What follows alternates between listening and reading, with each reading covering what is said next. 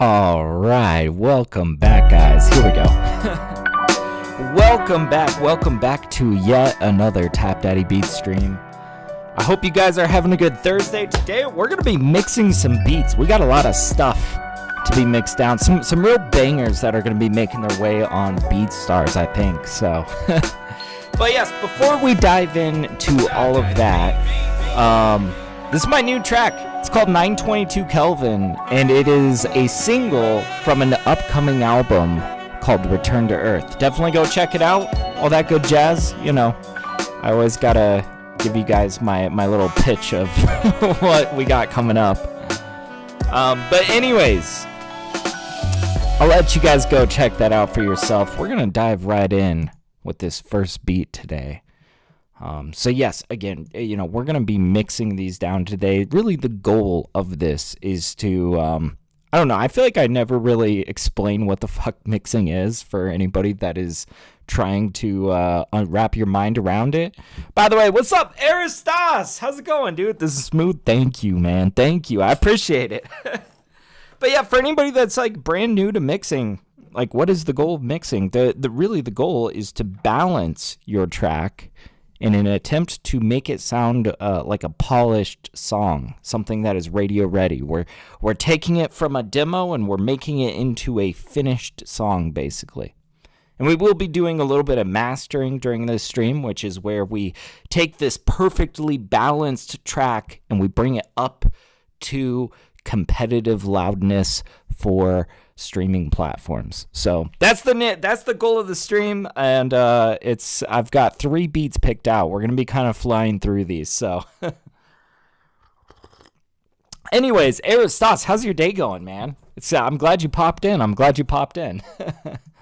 right, let's give this our first listen through. I can't even remember what this beat sounded like, so let's find out together. Oh yeah, this one's a sick one, dude. This is gonna be awesome.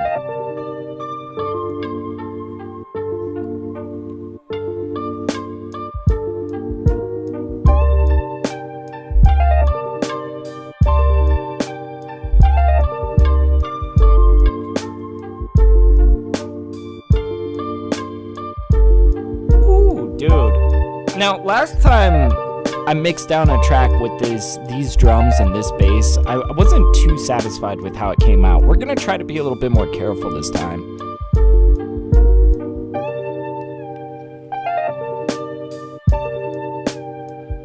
But I love the sound of these drums, man. Like, that kick is so subby and satisfying, but we've also got a sub bass. That's really the challenge here, getting those two to work together. But I think last time I went a little overboard trying to well, it was a couple things. I tried to EQ them and I tried to push them into limiters. And I think this time we're going to try to be a lot more reserved in our approach and just let the leveling of things kind of take it, you know? But yeah, Aristas is just getting off work, hoping to write the second verse to the track in Ableton. Hell yeah, man. That's what I like to hear. Hell yeah, dude. I don't know about you, I feel like Ableton is my happy space.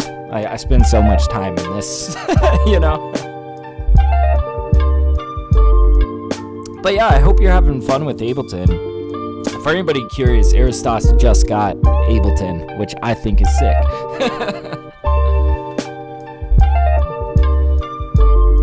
But damn, this track right here is sounding really good. This is telling me this track has good bones to it. We shouldn't try to mess things up too much. We're really trying to just nudge things into place and give it a little bit of color, really.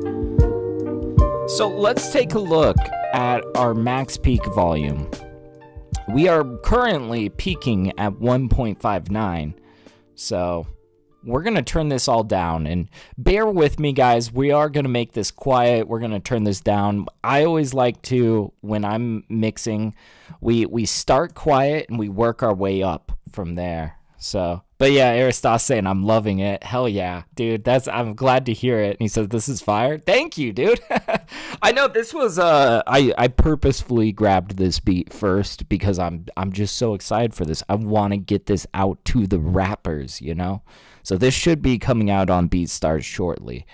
Let's see. So I just highlighted all of the tracks. We're going to take it down 1, 2, and now that is below 0, but we want more headroom. So we're going to go 1, 2, 3, 4, 5. And if we need more headroom, we can always give ourselves more. Let's see.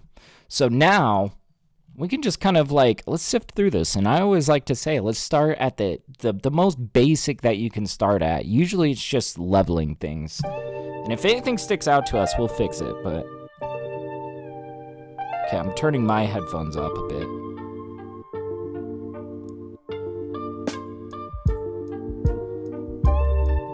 I want to bring these drums up a bit.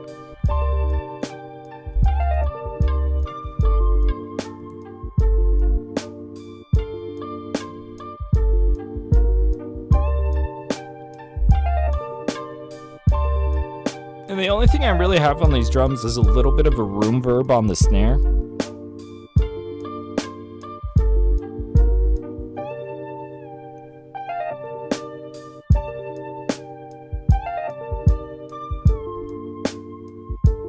Oh man, I feel like somebody could like really run a mile on a verse on this track. This is good.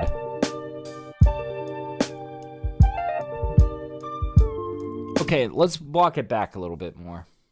How are we feeling about the placement of the sub bass? We might even turn the sub bass down a little bit. It's quite overwhelming, but it's fucking cool, man. Let's see.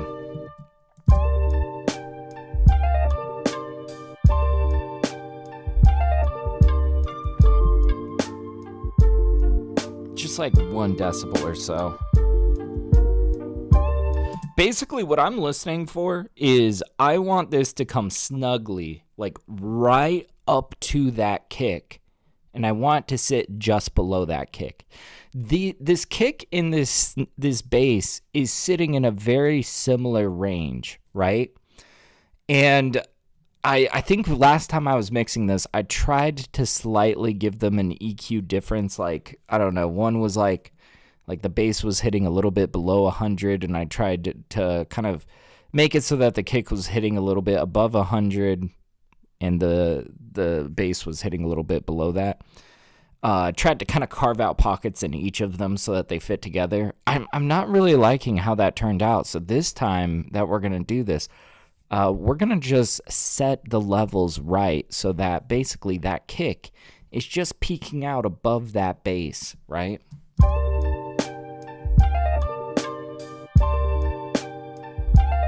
This is sick, hell yeah. Okay, what all elements do we have here? Really, I think the main elements that we're working with here is this guitar and then this like plucked instrument.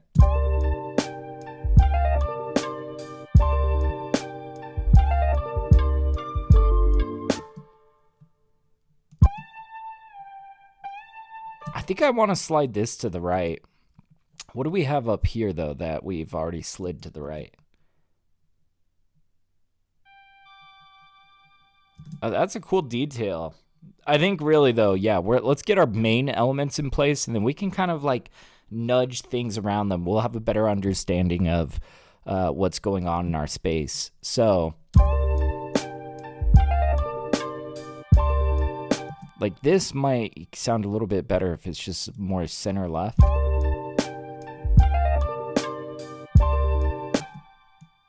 Okay, what's going on here? This guy's very, like, naturally sitting in the right ear.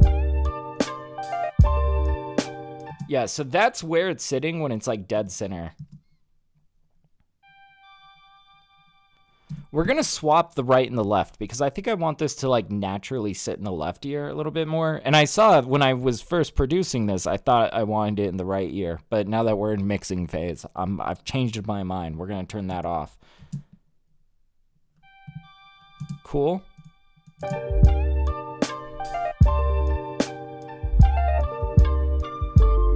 even turn this up a little bit.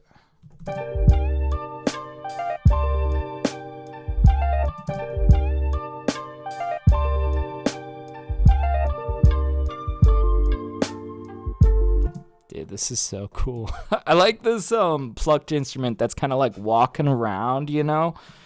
Like, man, that I think what's so advantageous about this instrument is this is giving us a lot of like syncopated lean. You can see these are not on the grid really. I was just like riffing on this on my keys, and I like it. It gives this track this really cool like stagger to it, you know? Very leaned. We're gonna bring that up a little bit.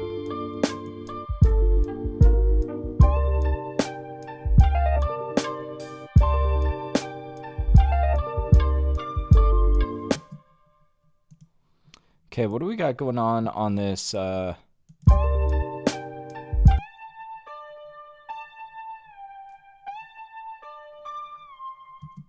don't think I want to touch this too much.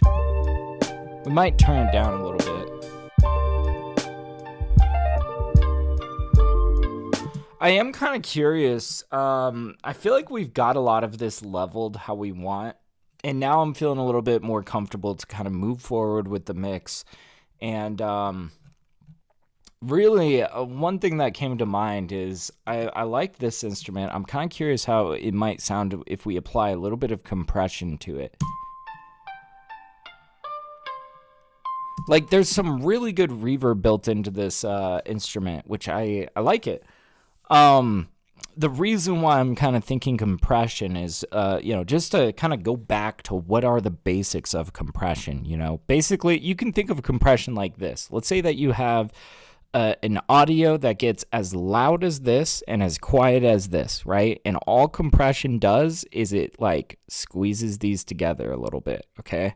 We can bring our ceiling down a little bit. We can bring our floor up. Right? That's all compression is doing, is it's squeezing this audio. So basically what I'm thinking, what might sound cool here is when it plucks, right? When we get that pluck, that's the loudest part of this track, right? Or of this instrument is the actual pluck itself. So if we compress that down and we raise the floor a little bit, and what's happening on the floor? It's like this reverb kind of ambience. This might just sound a little bit more vibrant because we're bringing forward a little bit more of that, ambience. We can try it out. It might not sound cool. We'll just kind of see. But let's find out. I'm gonna first of all try this with an LA2A. It's a very simple compressor that. It's kind of a slower compressor. We might try this with an FET with an 1176, but let's try this first.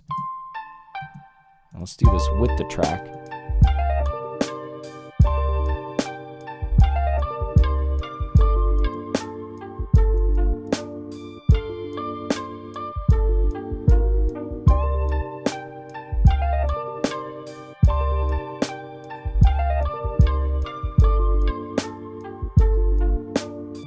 Oh, that's cool. Let's A/B test it. Let's make sure that we like this compression.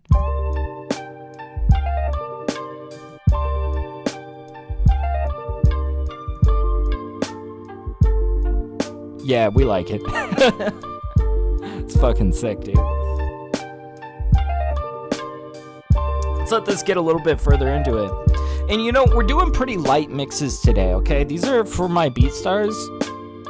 I don't want to like overly mix these tracks, especially considering that this is probably going to trade hands to an artist that is going to record over it and then hand this off to their engineer.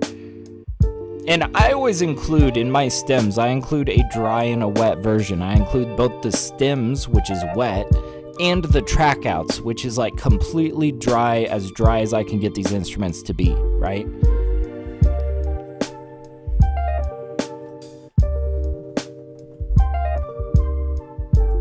Oh, these are cool. We do have some compression on these flutes.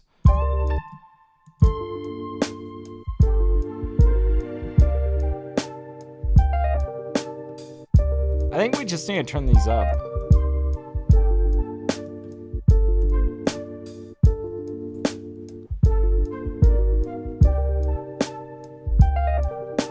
We might go a little bit more extreme with the compression.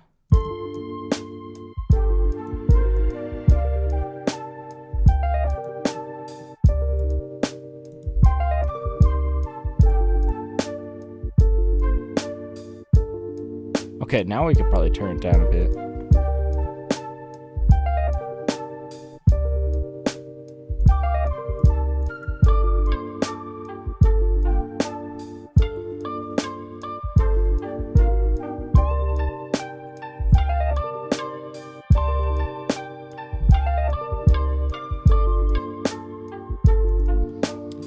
What's going on with this bass?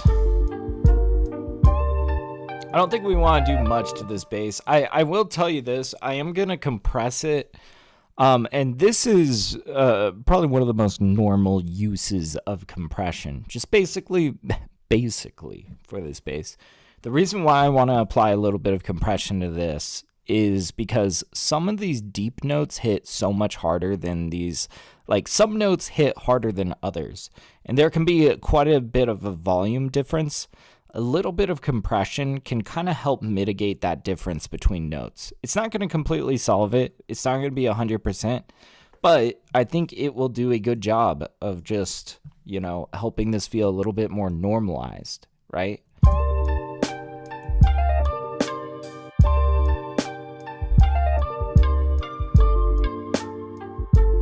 Yeah, you can see that needle really goes back far on the bottom note. And then less so on those other notes. We don't need this much compression. We can back off a bit. Now, the volume has kind of shifted, right? So I think we kind of need to like back up and just reevaluate the levels on basically everything. So let's just go to the beginning.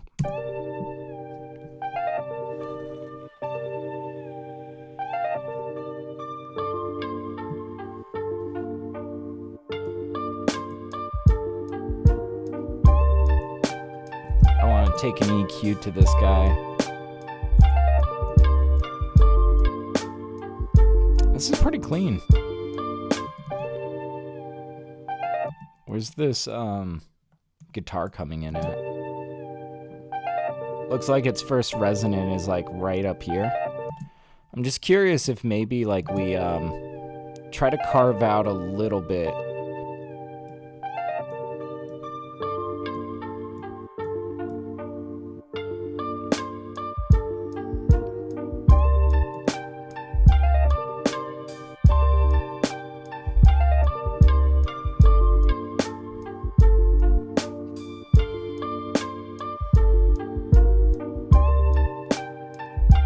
Okay.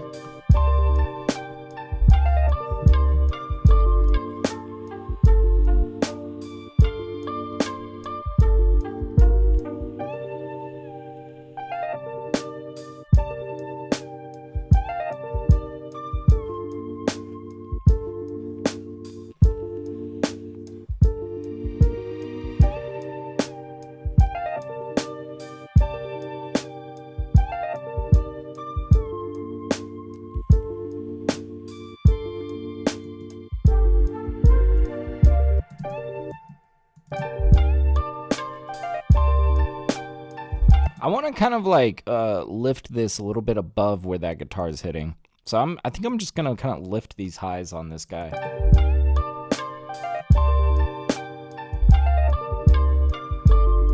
There we go. Whew.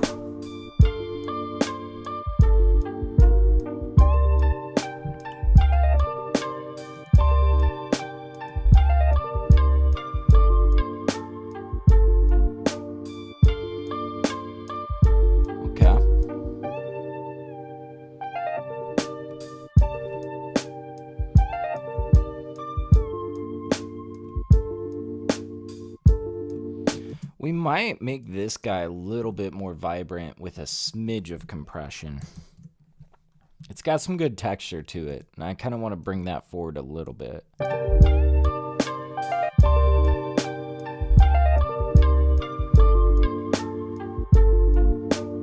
This just feels a little bit more full now that we've compressed it a little bit. Now we need to gain stage stuff. Gotta change the leveling.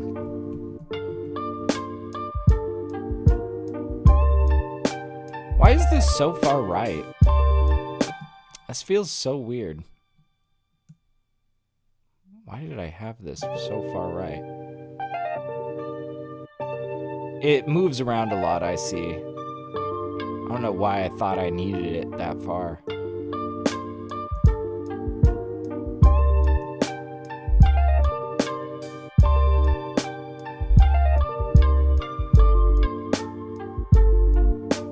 We're gonna keep this pretty centered. You know what's weird is it didn't feel so weird off in that right ear. It actually was like, it was fitting okay. But no, I think this is better.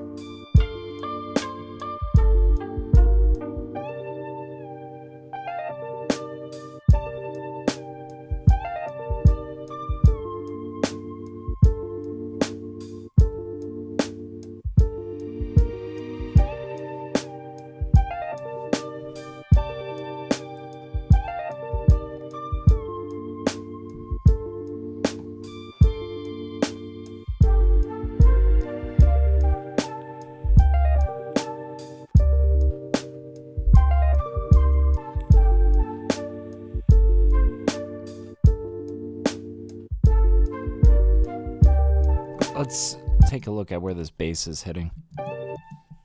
Might. Because again, we want that bass to sit right below that kick.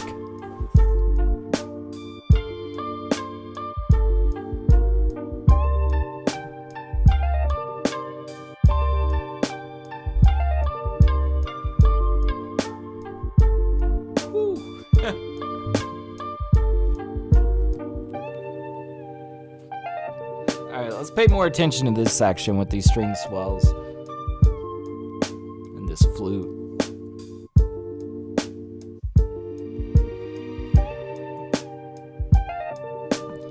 Sounds pretty cool. I'm kind of curious though if we I want to put a little bit of hall reverb on these string swells just to really get them to sound like spacious, really cool, you know. So we're gonna grab, I like vocal pop hall. I just feel like this is a super clean reverb. It's clean hall reverb that is stock Ableton. It's awesome. I use this thing for everything. Basically, anytime I'm reaching for a hall reverb, 90% of the time it's this. Or I'm like reaching for super plate if I want something a little bit more interesting, unique. But you know, a lot of the times I just want something clean and spacious. Let's check it out. Oh, wait. That was... Did I put that on the right? Yeah, I did. Okay. I was just making sure that I'm not dropping this on the wrong tracks. No, I did put this on the... Okay. On the bass. That's what it was going on. So I do have a hall reverb here. Okay, we might feed it a little bit more.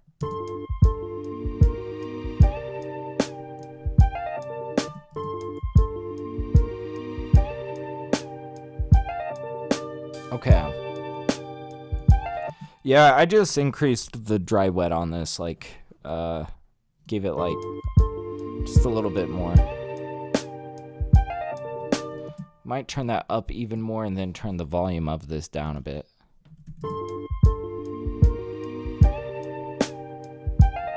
Yeah, there we go.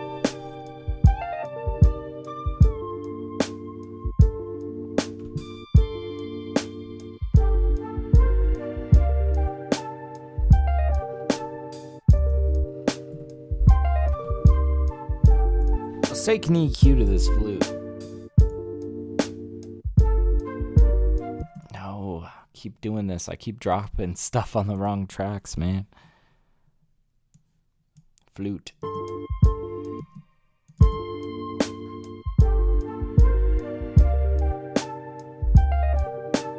I want to lift these highs, basically. And I don't really want any of this information down below.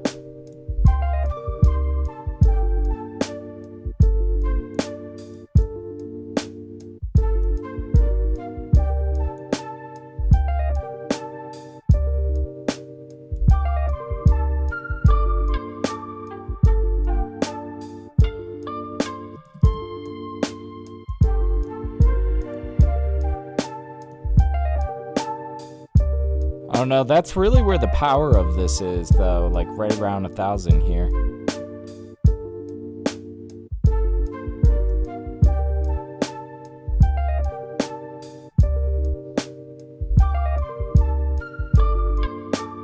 guess really it's like if I want more of that, I should just turn this flute up, right?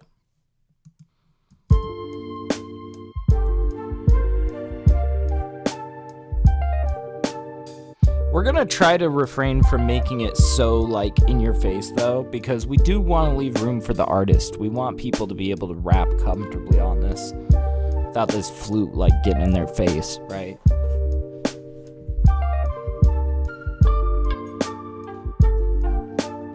So I notice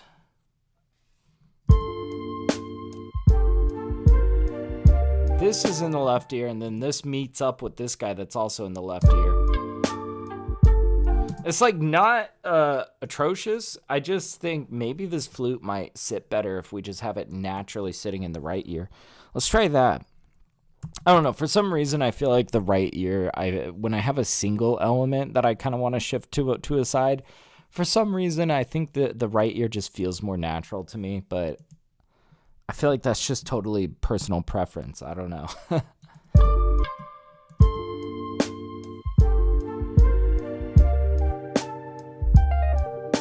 Oh yeah, this feels good.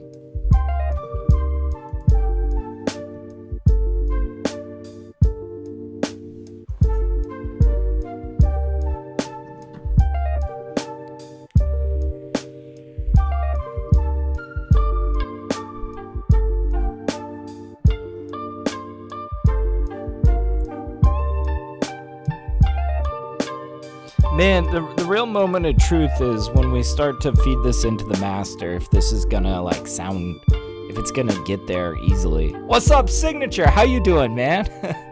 Welcome on in, dude. I hope you're having a good Thursday. Hell yeah. We just got a super rappable beat here that we're tying up nicely. Oh, one last thing that we do have to do. We need to give ourselves a nice curvy fade out.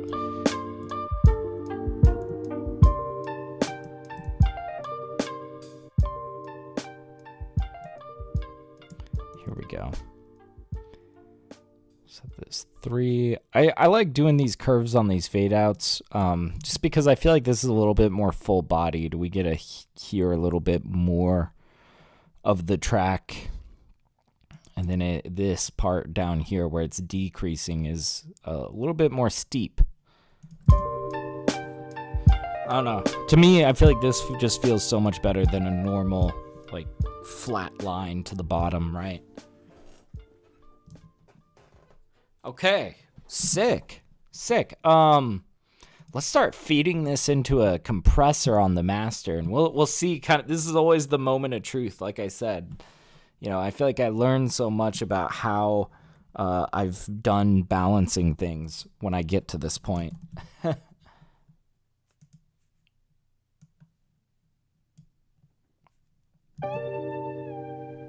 Okay, we're going to enable sidechain compression. And then let's get in with the drums here.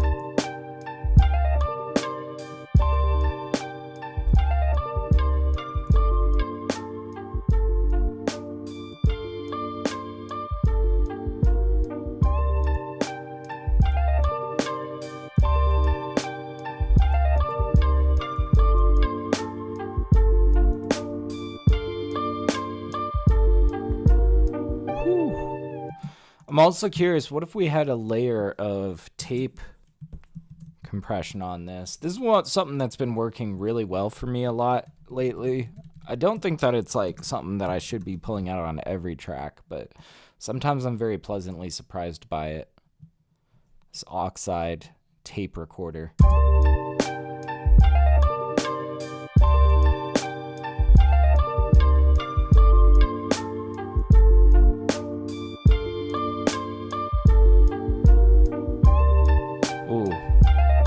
This does feel pretty slick. But yeah, Signature says, yes, thanks. I see you're cooking with fire. Thank you, man. Yeah, this is just feeling good, man. Let's see.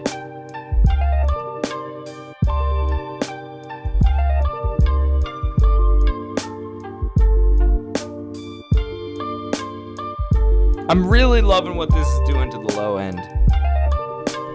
That's really what I think I get from this, is it makes that low end feel very tight and just...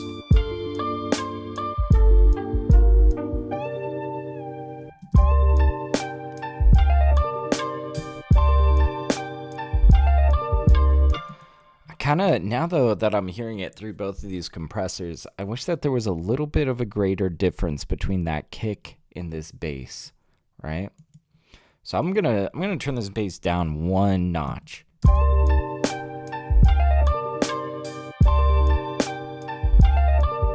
That's definitely helping our kick feel a little bit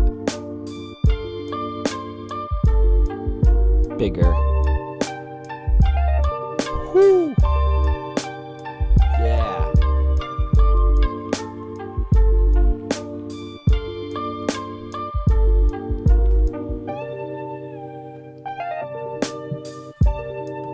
Okay, now I'm going to come in with the tiniest splash of saturation.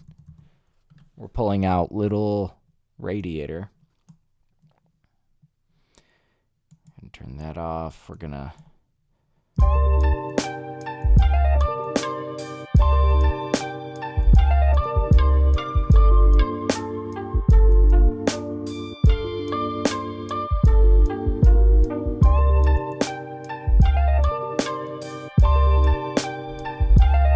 Oh, that just makes it feel so much more full.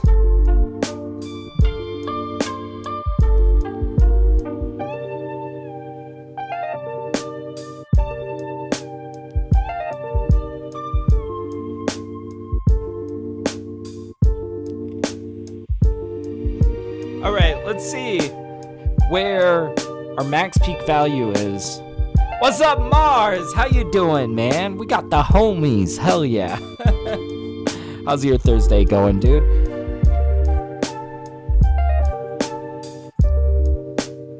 Ooh, this is sounding so slick. Hell yeah. Really liking how this flute sounds through this compression on the master.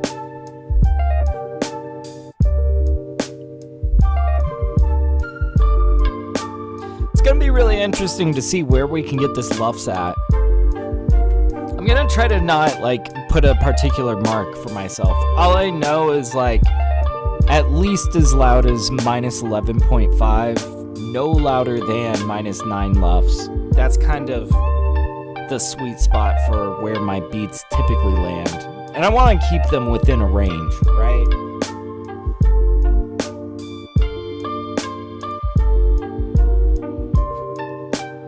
But yeah, he says it's okay. I'm playing Sekiro now. Damn, that's what's up, man. I feel like I've almost forgot about that game. I feel like I need to go back and actually give it a fair attempt, you know? I think I got my ass kicked by that game. I love challenging games though. I don't know, man. I remember I was really stuck on this one boss fight, and it was pretty early on. I couldn't get past what was the boss fight? I remember there were buildings burning, and it was this big sumo samurai guy. I don't know, man. But I love games that make me feel like I suck at video games. It's fun, man. I feel like I like games that I have to grind at for an hour fighting the same boss over and over until I finally get through. And then I'm like, oh, I am good at video games. I am good. I don't know, man. It's good stuff. All right. I forget, was that one actually made by From Software, or was that just a Souls-like game? I can't remember. But yeah, he says, yeah, I'm having some issues with the combat, but I've been moving forward. Fair enough, man. Let's see. We had a max peak of minus 4.03. We are going to boost this up by 4 decibels.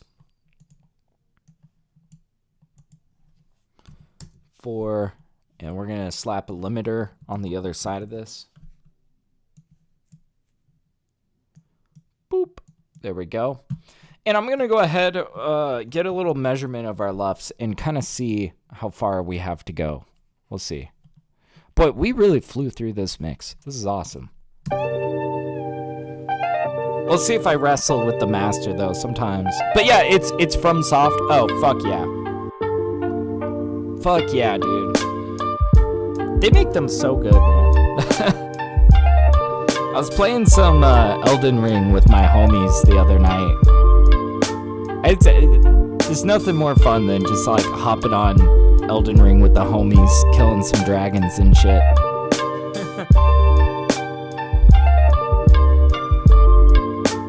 Boy, we're actually up there pretty nicely. I like it.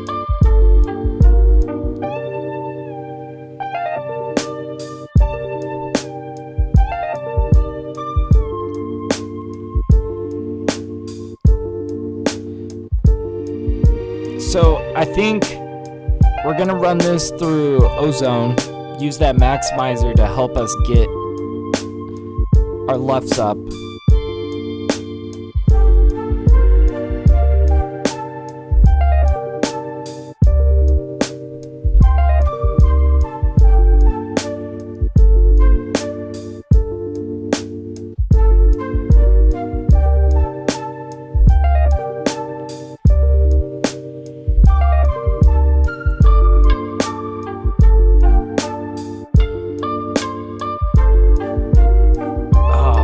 Awesome.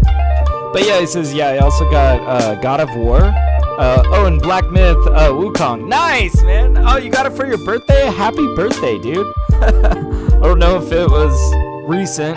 Happy belated birthday. Oh, and Neo 3. Sick, man. Yeah, I am so jealous that I don't have a PlayStation. Like, I remember going over to my homie's place when the original Neo came out. And just thinking like, oh my god, I need this game. I feel like Sekiro kind of, gave me a bit of what I was missing out on from Neo, but that game is just so beautiful, man.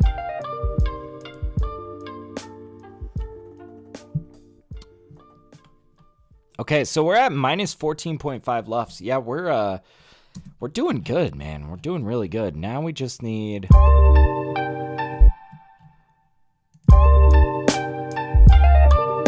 We'll run Ozone right over here. So let's go ahead and pull that out. We'll let it just kind of do its thing. So 9 elements. Boop. Here we go.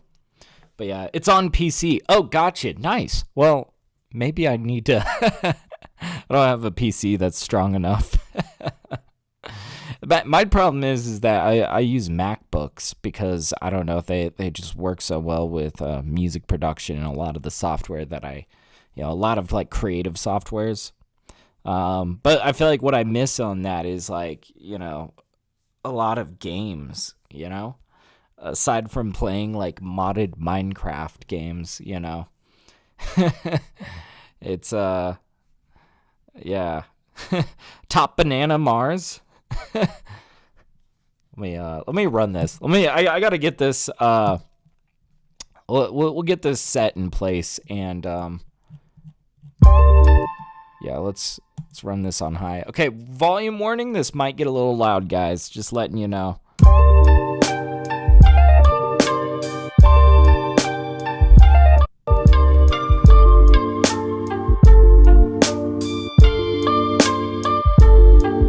Ooh, that actually worked out pretty nicely. Let's take a look at this EQ. Okay, I'm actually in agreement for once with this. I like this. Let's A/B test it and make sure that we're vibing with it.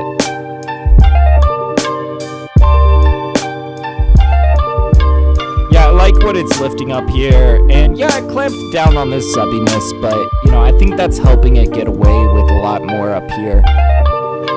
Let's run this from the beginning. Let's see where our LUFs is at, and we might need to adjust this threshold a little bit. So let's find out. Hell yeah. Oh, and you know what? We might want to do a little save as. We went through this so fast, we forgot to do our save as.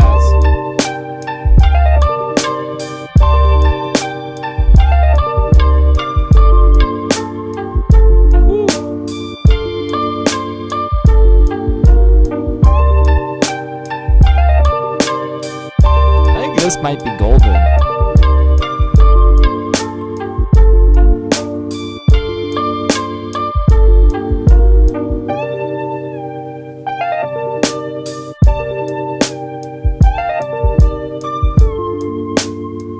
So we're gonna lose some LUFS in this section, but I think that it'll come back up as soon as that bass comes back in.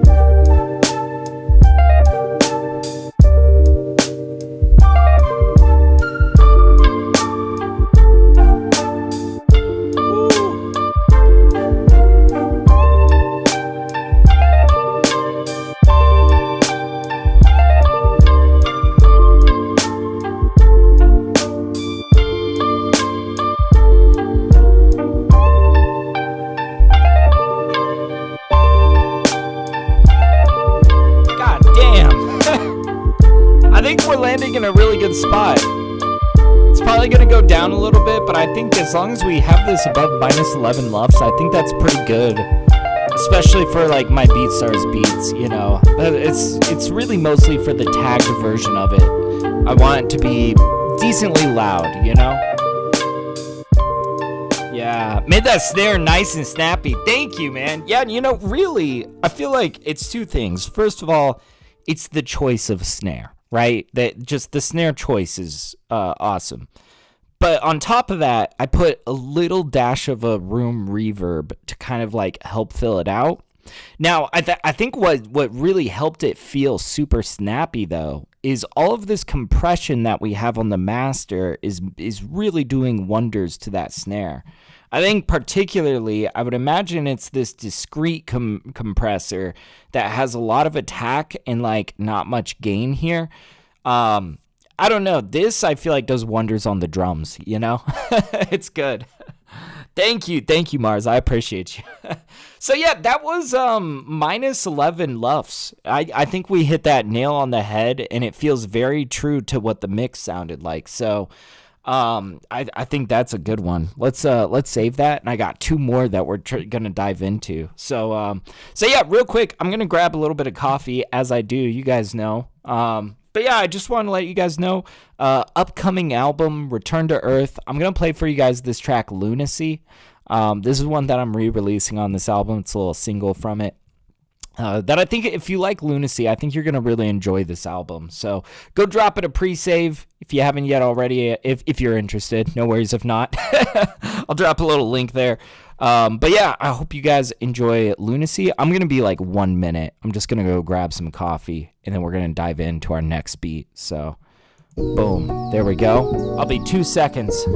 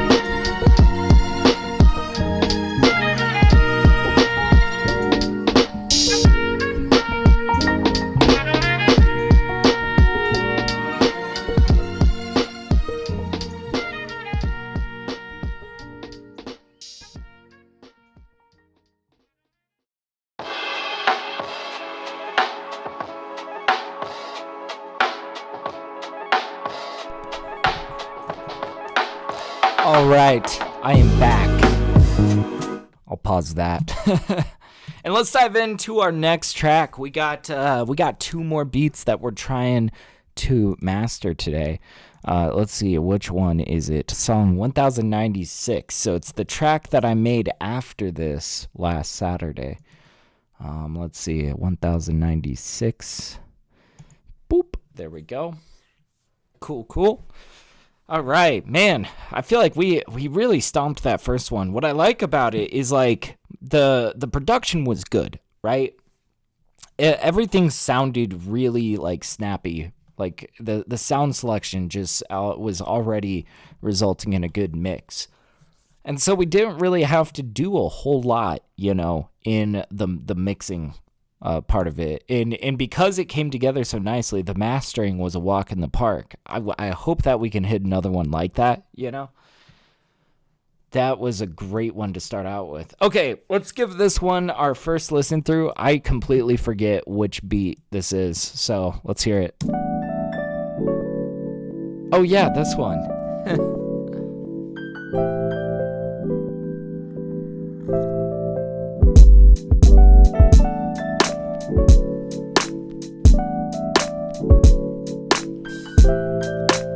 This is a very lovely beat. Man, that sub bass is crazy. I like it.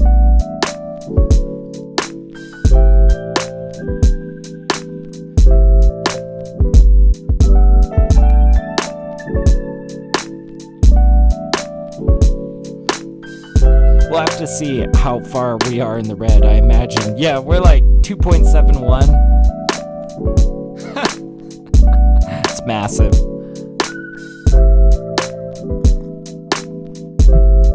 But there should be another one that should come together pretty nicely, I think.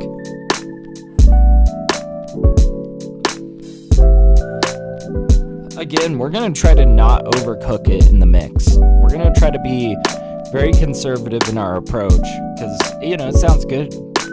There's not a lot here that's like sticking out as like, wow, that needs to get fixed, right? Just going to kind of nudge the levels. Nudge the spacing, maybe do a little bit of EQing and compression where it's needed.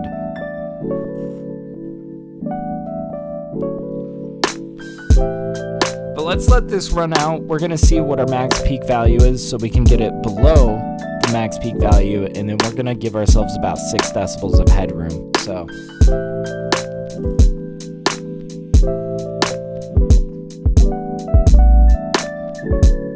God, this bass is gonna sound sick in the car, though. I know it.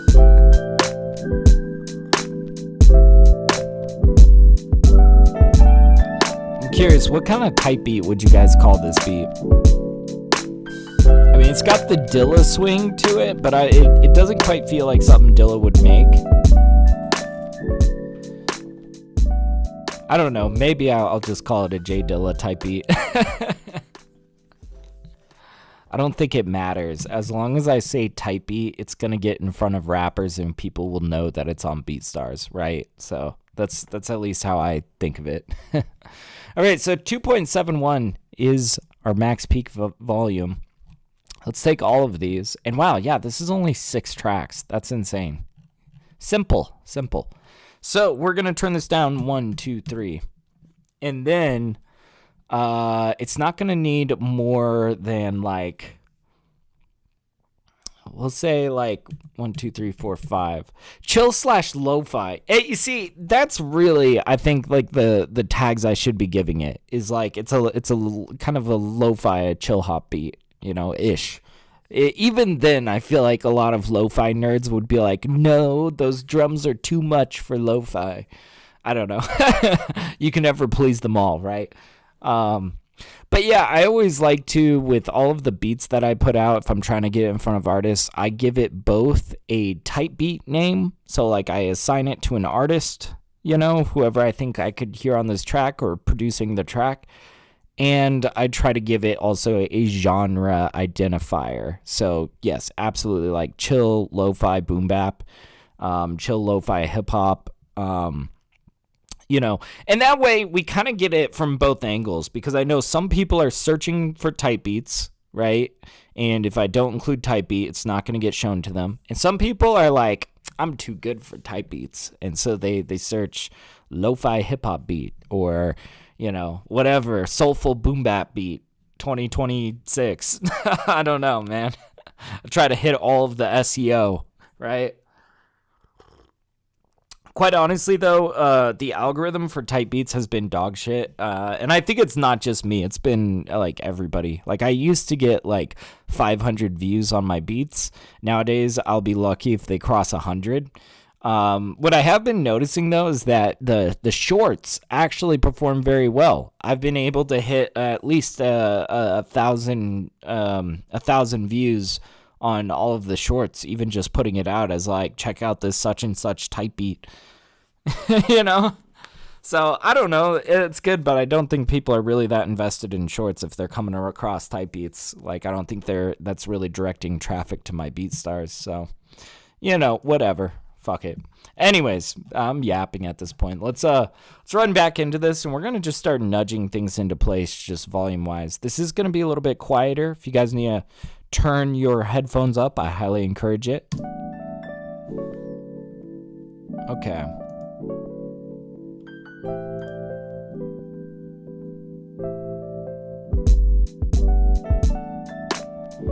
I'm gonna turn these chops up.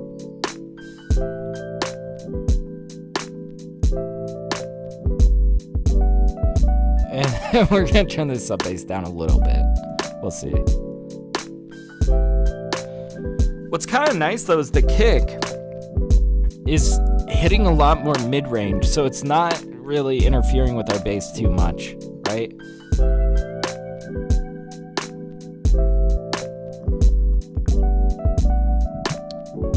All right, before I go any further, let's just do a save as.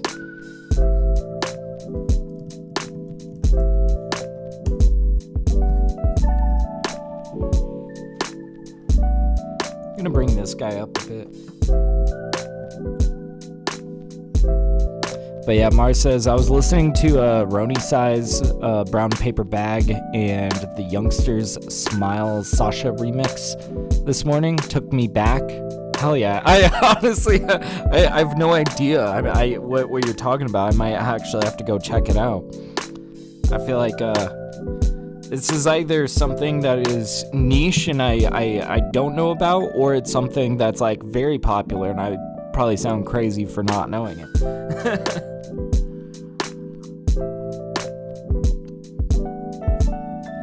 Let's see. Maybe we get this piano, bring it forward a bit.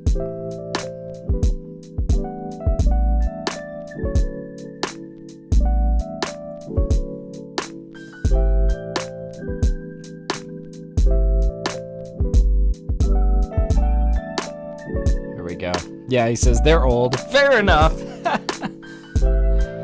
Man, I listen to a lot of 90s stuff, so I don't know. I'm surprised I have it. I'm surprised I don't recognize, but then again, man, there was so much really good hip hop that came out in like really any period of the 90s. I feel like though I feel like so much really good stuff came out around like 96-ish, 96 to like 98. You know, it kind of makes me wonder if we're ever going to have another year like that. That's just like so fucking golden, right? Like, goddamn. Let's see. Let's bring us back. I think I am gonna bring that up a little bit.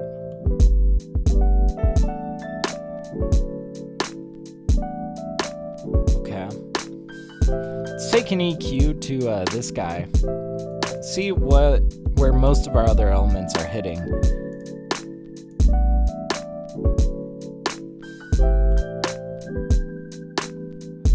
Oh, and I'm gonna try to clear out this low end for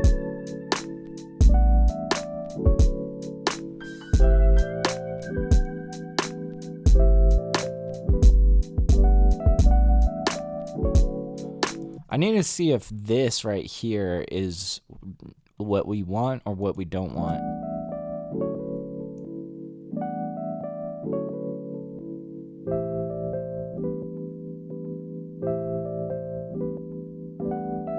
I kind of think like we only want to come down as far as 100 hertz. And this will be just clear so much space for that sub bass.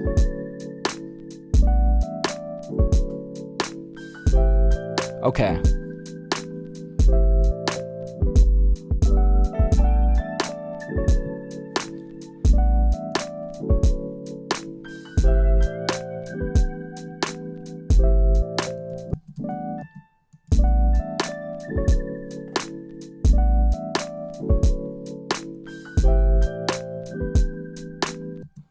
Let's start choosing sides for stuff. So I'm thinking this is naturally sitting in the right ear. This response might kind of come a little bit left. Where is it naturally sitting? So it's naturally sitting a little bit right. We're going to swap the left and the right audio.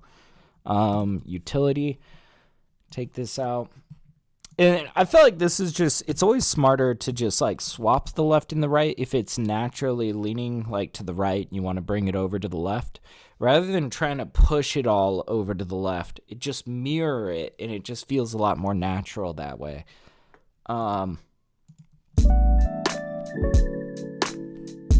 That's good. Might even just nudge this even further left. There's a lot of movement in this guy, so, you know, it might be kind of traveling on us.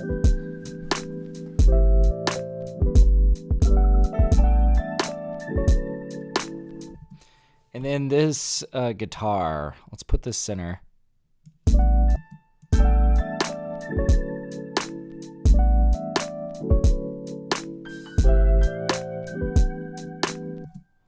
We might like slide this off to the right, honestly.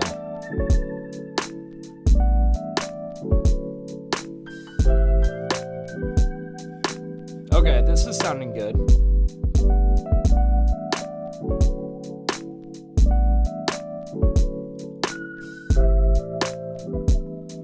Slick. Okay.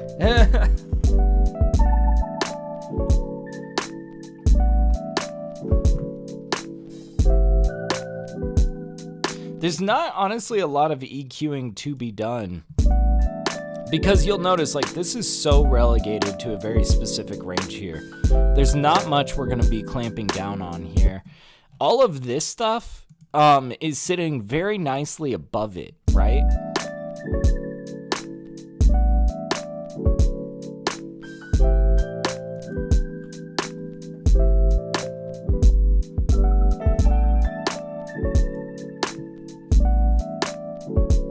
Let's take an oxide tape processor to our drums here.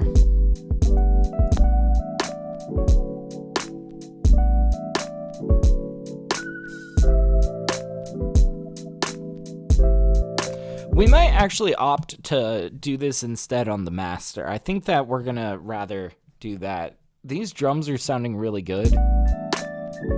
So there's really not much that I want to change about these.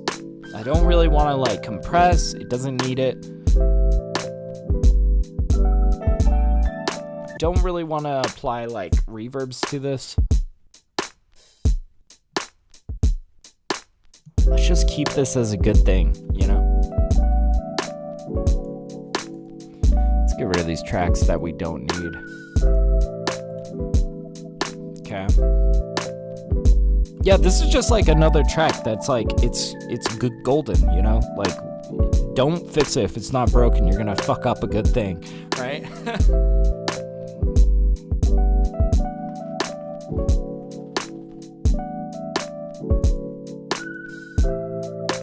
What we might do, though, is a little bit of compression on this guy. There's a little bit of a volume difference between some of these high notes and these low notes.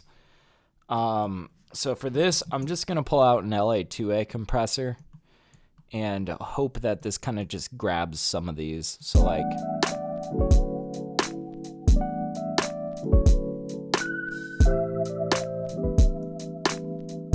there we go.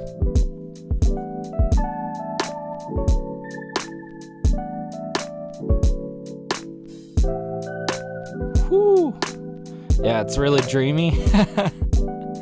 Thank you, man. I know, this is just like good vibes.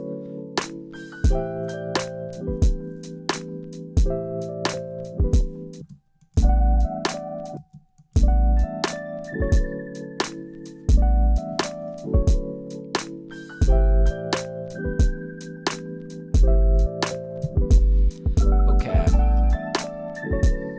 Well, we might be able to turn this down a little bit now.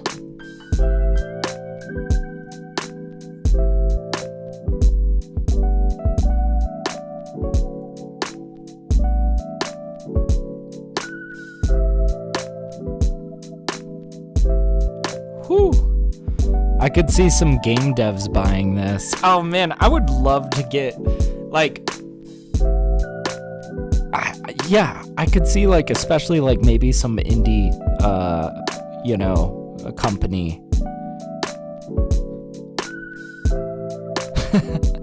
I really wish I took the time to get into sync licensing a while ago, a long time ago. I was, like, really trying to go for it. And I even like got in with a music library and signed a contract with them so I could start submitting music to them, and I was very consistent in shopping my music by them. But I never really heard back on anything. I don't know, it didn't work out for me, but then again, I feel like my music back then was not as strong as it is now. So, I don't know, maybe I need to give it another shot. Because sync can be some really good money. You know, getting your music in commercials and TV and video games and all of that. That's really how you do it, is you submit to music libraries that land you sync placements, you know. But the one that I was submitting for was a really interesting company that did music for commercials specifically. And it was kind of a spread between, like, there was definitely a lot of car commercials that they did. Those were some of their higher paying ones. And then there were, like, small ones that I was going for. Like, I remember one that I submitted for was for a 15-second advertisement for shampoo on TikTok. They were paying, I think it was like $6,000 talent buyout. So no royalties or anything, just $6,000 if we use your track. But man, what's interesting is they give you like very, very specific instructions about arrangement and how it needs to be arranged. Like, I remember that one, they were like, this is a 3-step product, so your arrangement needs to reflect a 1, 2, 3 sort of, like, you know. It's interesting, man. I don't know. I feel like that sort of stuff, you got to be a top dog when it comes to arranging. Anyways, let's see, how much headroom do we have? Yeah, minus 5.62. That's awesome. Okay. Damn, I'm having a good day. I feel like we're hitting some really good music here. Let's run this back and just kind of think, overall, is there anything that is wrong with this track? You know, and I recommend, quite honestly, when you're trying to find, like, things to fix in your mix, don't go into it searching for what's wrong with it. Listen to it like a normal person and let anything that's wrong with it stick out to you. I feel like that keeps you a lot more objective in terms of, like, fixing your tracks, right? Because if you look too closely, you're gonna notice details, you know, in the wrong way. Let's see.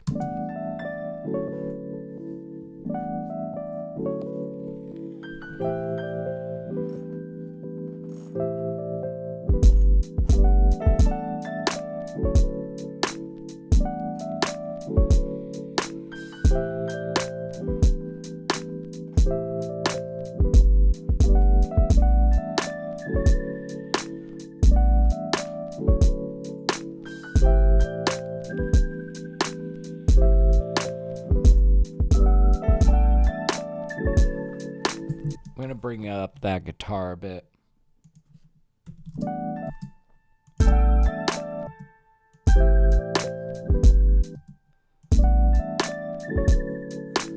bring up the piano too a little bit.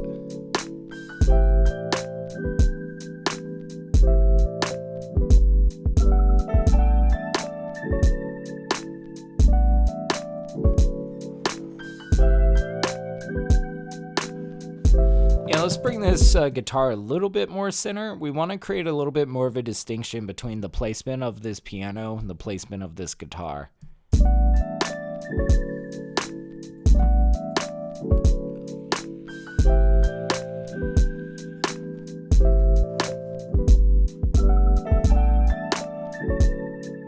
Perfect, nice.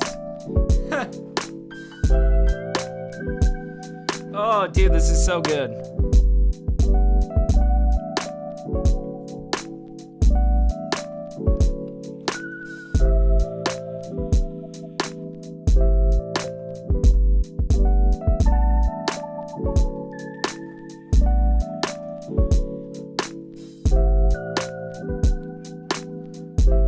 Okay, yeah, I think this is pretty golden.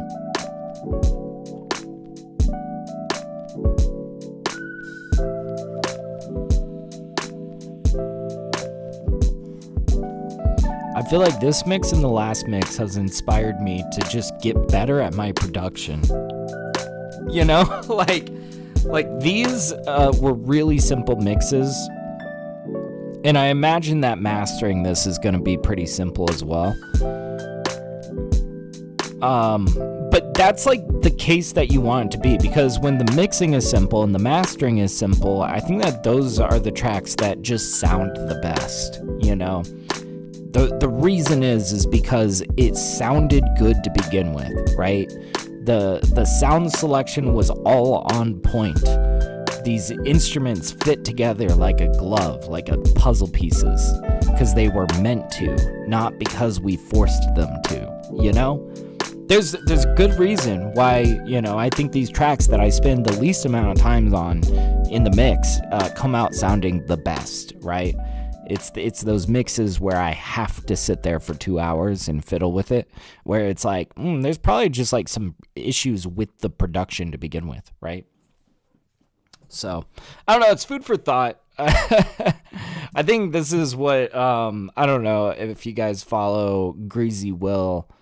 I follow him on TikTok and Instagram, and I know he's,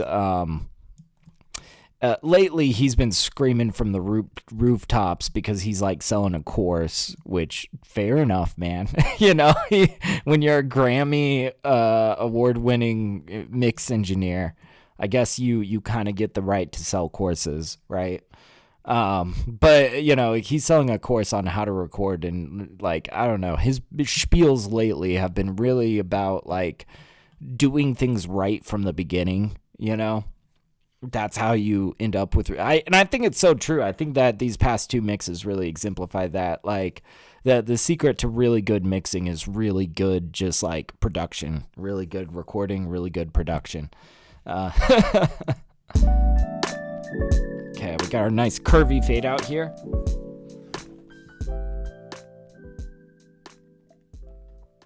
Awesome. Let's put it to the test.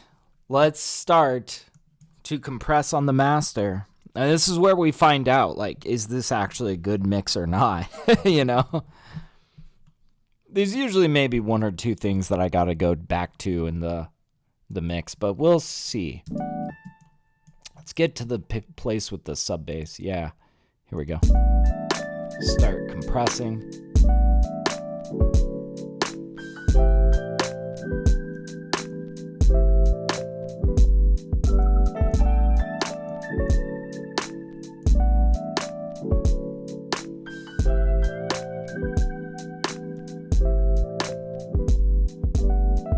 Okay.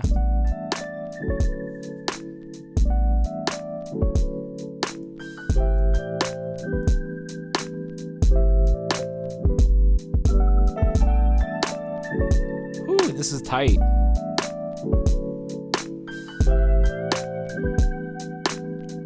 We might even slide our drums up 1 decibel.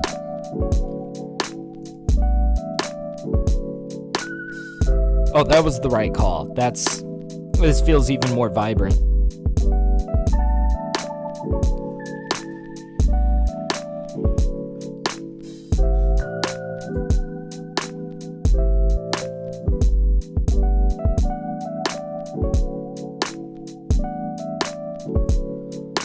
Okay, now I was telling you guys earlier that we were going to use that tape processor on the master instead of on the drums directly. Let's try it out. I think this is going to sound pretty cool. I think you're going to definitely hear it in the drums and the bass.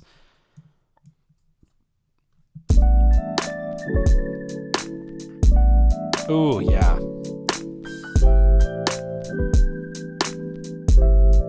Whew.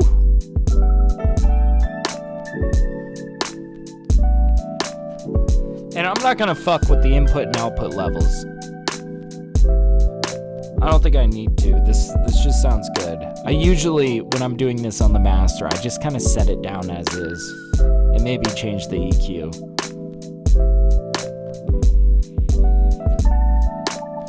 Yeah, and that EQ switch is something I learned from Signature the other day. Thank you for mentioning that as well, because I feel like that has really improved my mixes when I'm using this. I'm no longer, like, sometimes it really is the vibe to go on the NAB and kind of have it a little bit more muted. But I like, the brightness of the CCIR setting. Whew.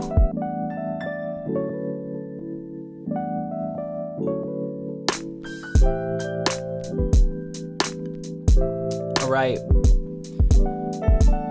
Now we are going to saturate. We're going to do so very slightly. This is such a clean track. We're not trying to go crazy overboard with it.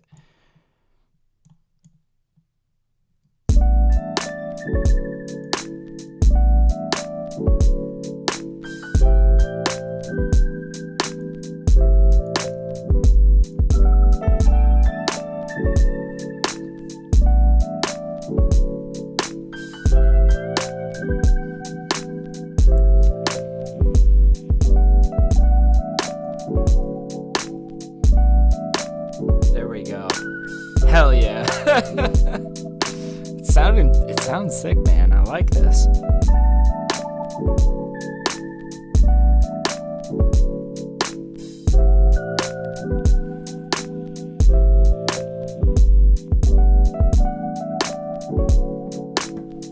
Might even go even less on this heat. There we go. All right, let's run this all the way through and kind of get a max peak value. Yeah, sounding slick.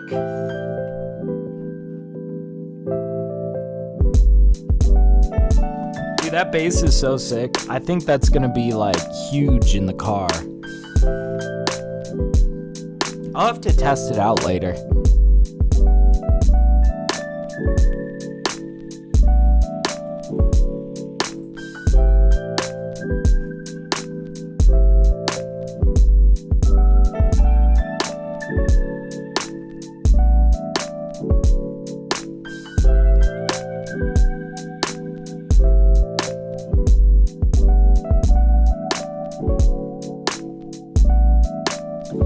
All right, we got about 4 decibels of headroom.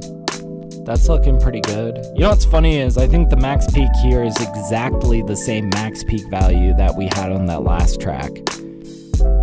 This weird coincidence. I don't know. Minus 4.03. Yeah, that's like spot on to what it was last time.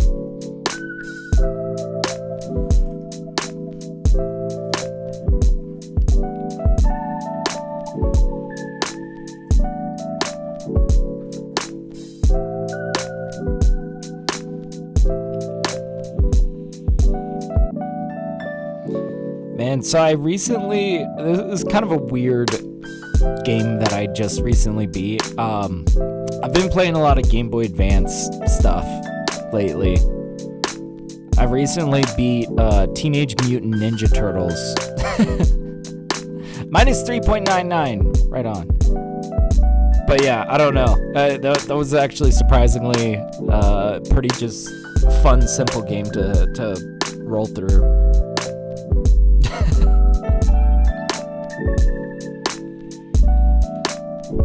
Felt like it transported me back to my childhood.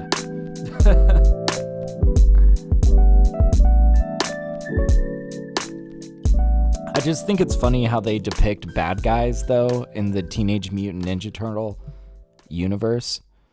Like, they're all, like, dudes, scrawny white dudes walking around the street with, like, chains and stuff, being like, yeah, hand over the purse, lady.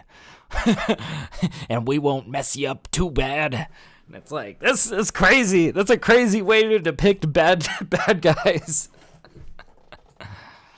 They're like, hand it over, wacko. So corny. I kind of like it, though. All right, let's see. We're gonna slap down a utility. Give us 4 decibels, and we'll just slap a limiter down the other side. There we go. But yeah, Mara's saying, yeah, I recently played a game called the MIO. It pissed me off. Fair enough. Yeah. Double Dragon was the same way. I don't know. What was it about, like, 90s cartoons, 90s hero cartoons that, like, the way that they depicted bad guys was, like, so laughably one-dimensional, and, like, it kind of begs the question of, like, what is their purpose for being evil? You know? Like, what... And why do they all know Kung Fu? Who's out here teaching these hoodlums how to fucking throw spin kicks? Holy shit. I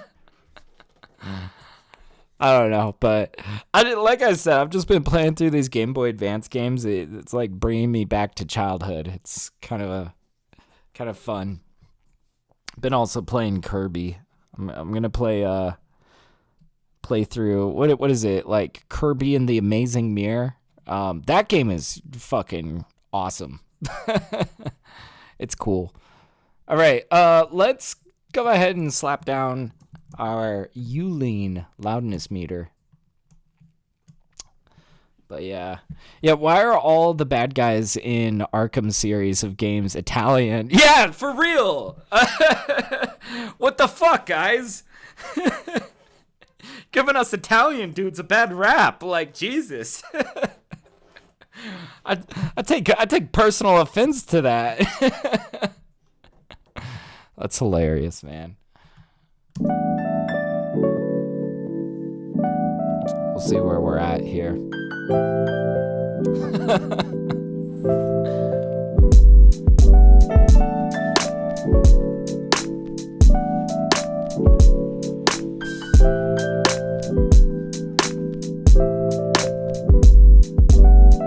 I have a feeling this sub bass is gonna get our loves value like way up there. It's good. But yeah, Kirby and the Amazing Mirror, that game is awesome. My favorite part of that game is that you have a little cell phone, and your cell phone like has charge, basically. And at any point in the game, you can call up your homies, and your homies, you get a bunch of other Kirbys that just come running in and kicking the shit out of everything.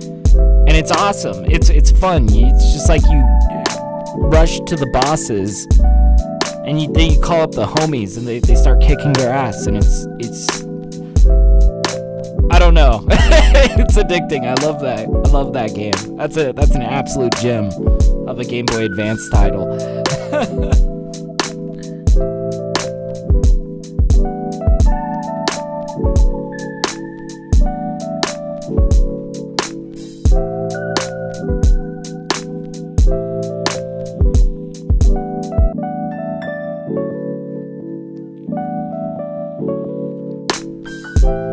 What else have I been playing? I found a melee game, a fighting game, that was part of the Gundam series.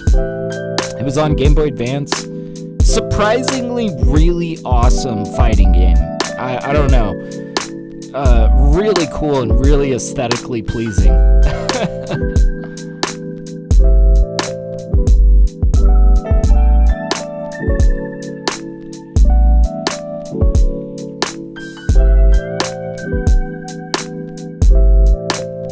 So we're at like minus 14 lufs. That's awesome. We just got to bring this up like 3 lufs. All right. So yeah, minus 14 exactly. Let's run ozone on it.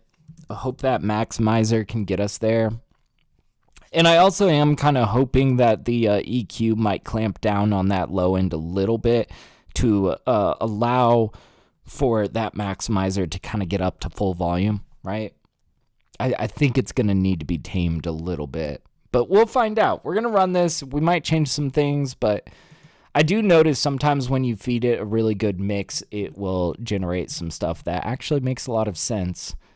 I guess we'll just find out. Yeah, we're going to run it here. All right, little loudness warning. This might get a little bit loud. Just warning you guys. All right, we'll run it on high, and let's do it.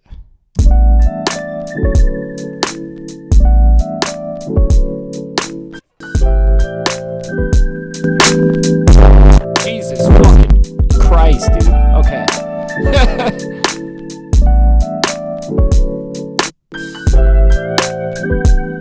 Oh, this feels pretty nice. Yeah, still love Tekken 3, my man. Yo, Tekken is fucking peak. Absolutely, man. Tekken, and I'll also say I spent a lot of time playing Soul Calibur. I don't know.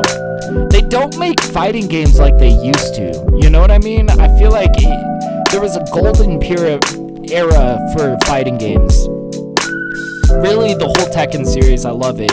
There's just like so many characters to choose from. And I feel like Soul Calibur is like Tekken's drunk cousin, where they're like, here, fucking play as Link for some reason. You know? It's awesome.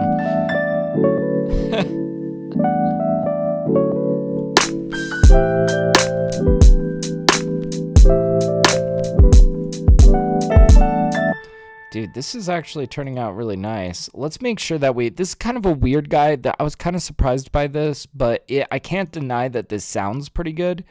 I want to do a little bit of A/B testing, because if it's, saying we need that there and it sounds good, I'm not going to fix it because it's visually kind of weird, right?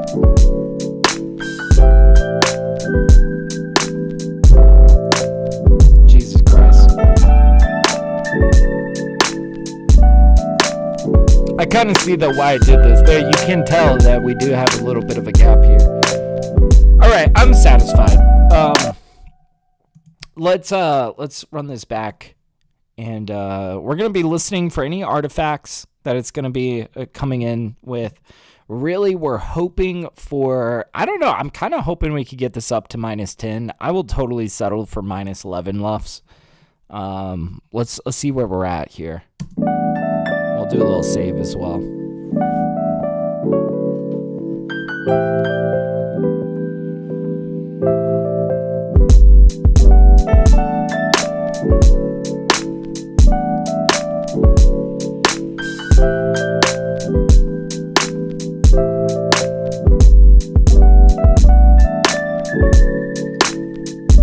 Man, the short-term lufs, it's like getting up to like minus 8. That's crazy.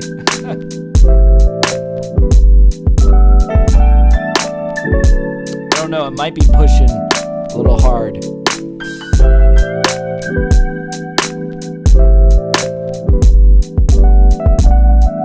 We might pull back on that threshold a little bit. It might be pushing it a little bit too hard. I want to see where our lufs is at, though.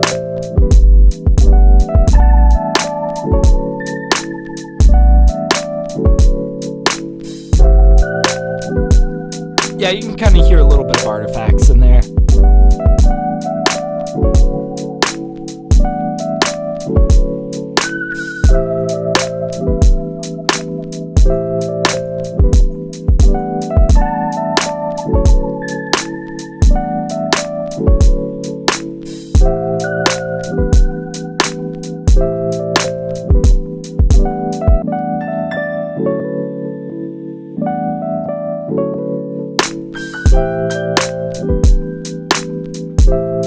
This might be a little bit lower than I was thinking. So I think what we might do is we'll slightly pull up on the maximizer, and we're going to feed it into an additional limiter after that. Like maybe like half a decibel.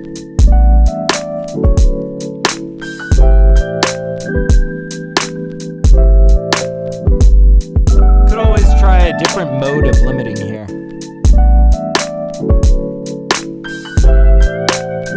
Now we're still getting a little bit of that.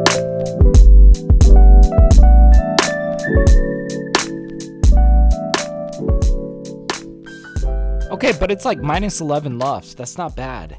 It's not bad. We're like right on the doorstep of where we need to be. Okay, so I want to make sure that now that we've switched this mode, let's see if it's kind of fixed it. Yeah, what's up, Christian? How's it going, man? Sounding dope. Thank you. Thank you. I appreciate it, man. Yeah, how's your day going, dude?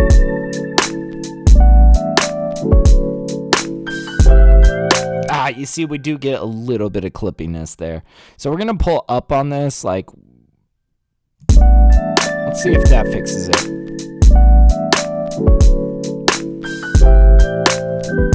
It's still a little bit much. We'll go to minus 4 decibels. There we go.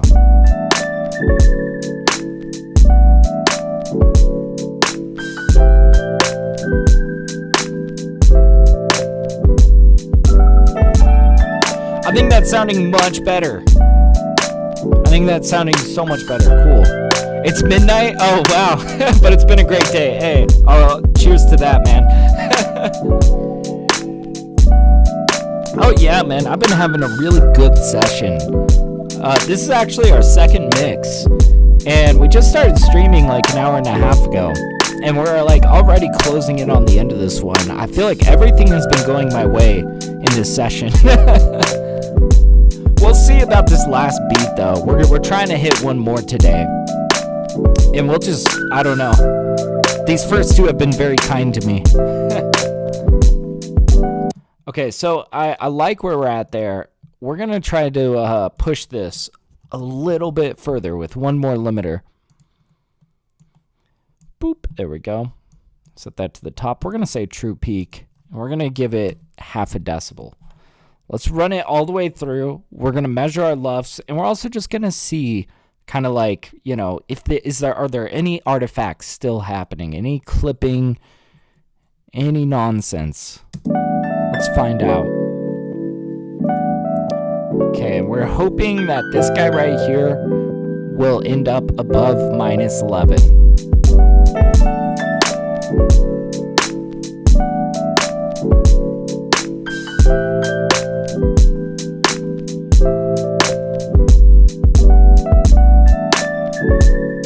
That sub bass definitely inflates the LUFS values, you know?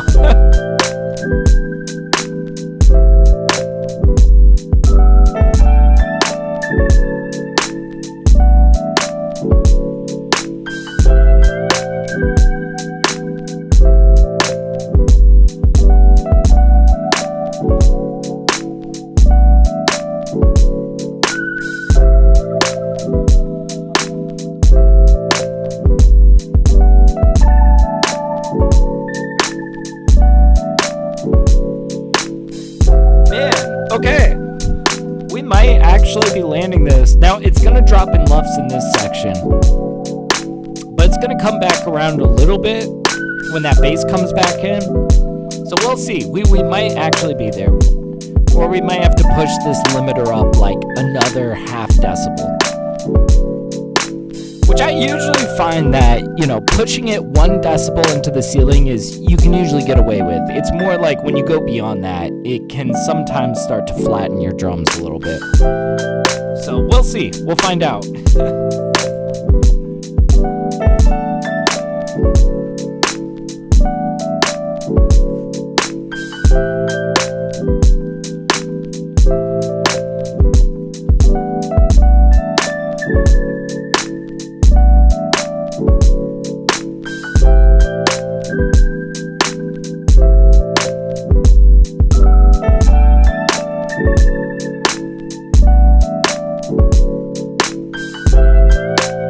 We're so close. This is good.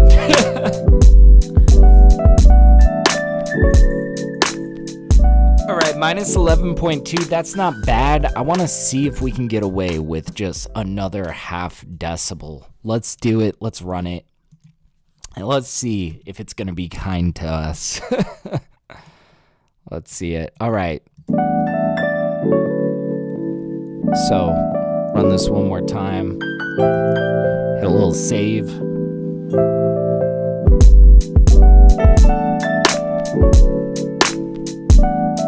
The drums sound good.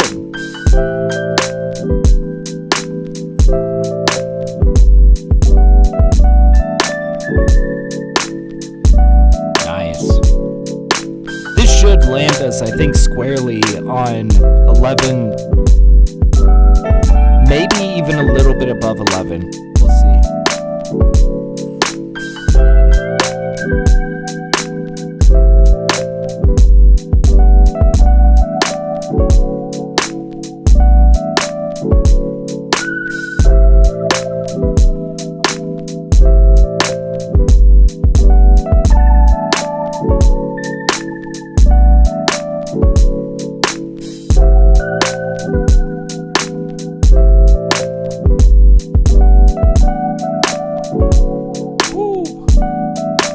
Very nice.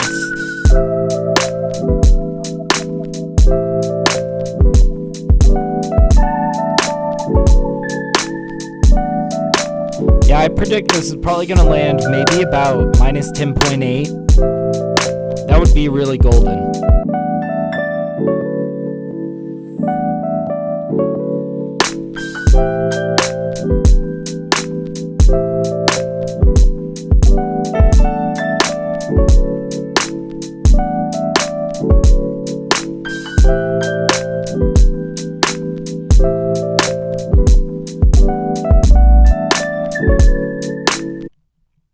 Let me make sure my stream is still going. For some reason, on my screen, it shows no data.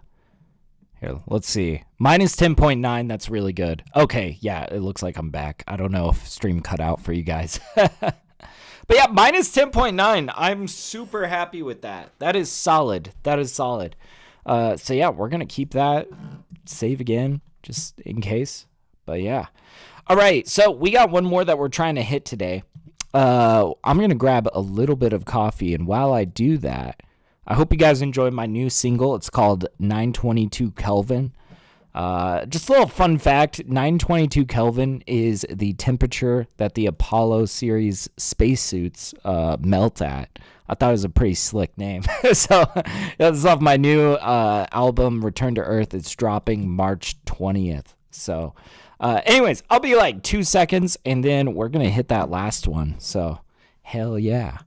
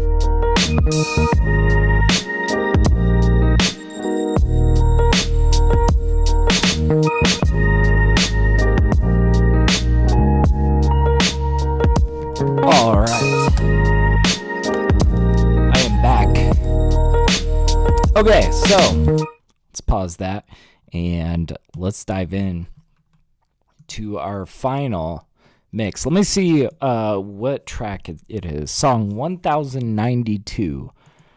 I think this is a track I made 2 weeks ago-ish.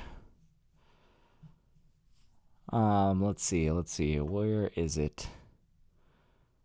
Song 1092. Wow, I have opened a lot of projects this week. There we go. Okay, so let's see where we're at. I got some hot coffee here. I hope this one is as kind to me as those last two. Let's see. Let's give it our first listen through. Oh yeah, this should be a great one. Oh, I love this track, yeah. I think this one, though, we're not going to be able to get the luffs up too high.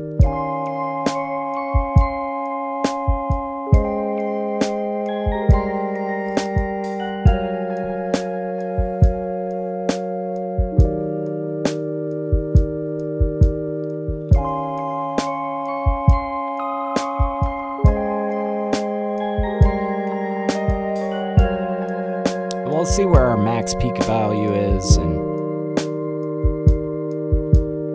it'll probably clip once the bass comes in.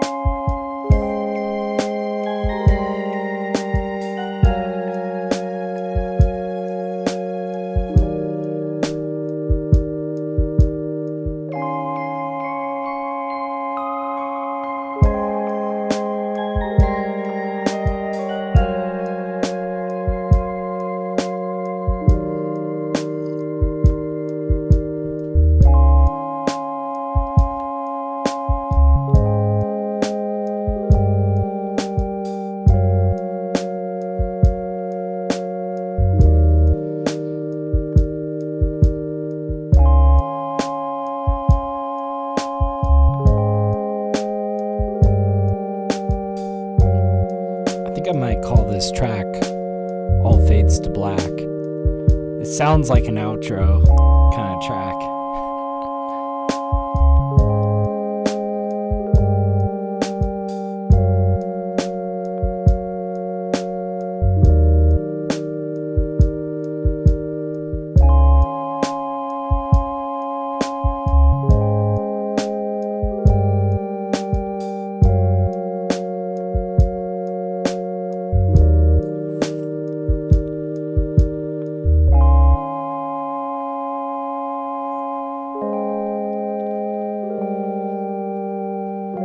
So this is the same drums and sub bass that we were working with on that first song. And I think I learned from that first mix, like for these guys, it's just about gain staging. No trickery, no trying to EQ the sub bass and the kick to work together. Just purely leveling it such that that kick is louder than that sub bass, right? I think that gave us the best result when it comes to this kind of stuff. So, 0.66 is our max peak value. We are going to take everything and say, okay, -1. There we go. We're below 0 now. And now let's give ourselves some headroom. 1, 2, 3, 4, 5-ish. Yeah. That should be good. So this will probably be, decently quieter. If you guys need to turn up your headphones, I highly encourage it. Let's dive into it. I want to first of all get these drums right. They were so quiet.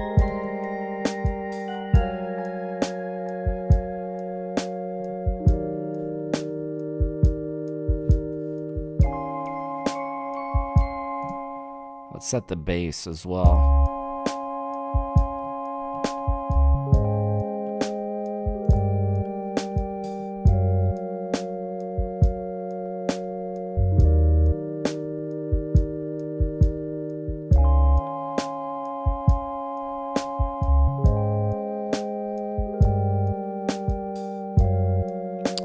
Yeah, it's important to set your kick right. Absolutely, man. Because you see, I feel like if we set the kick right, then we don't have to, you know, pull out all the trickery to like, you know, try to get it more in the mid-range, try to, you know, like all that nonsense. It's like oftentimes the simplest solution is going to be the cleanest solution and the most effective solution, right?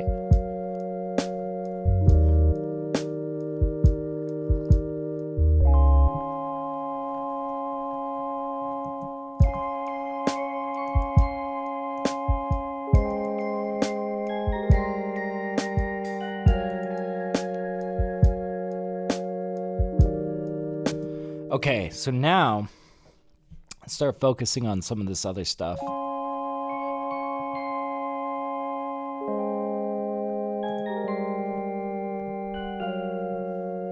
Okay, yeah, agreed. Signature knows what's up.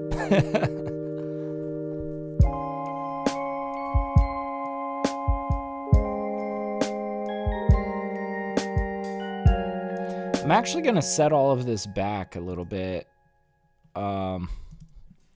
These chords. This guy. Maybe the chords do need to come forward.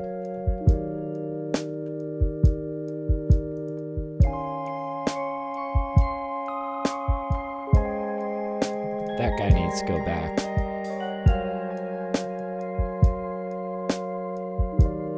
And you can see we did do a little bit of mixing here. Like this guy's already got compression on him.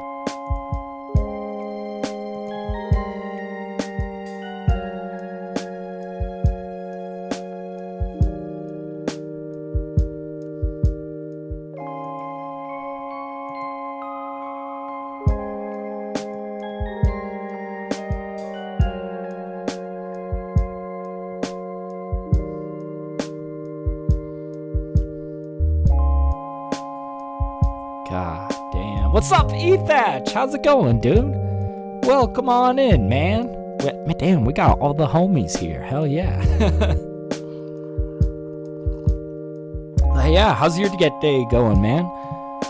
You caught me just in time. We're like on to our final mix of the day, but we just got started, so we really haven't even gotten too far in it.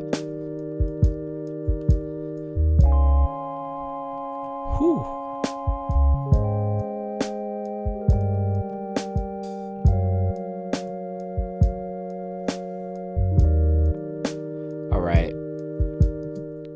Damn.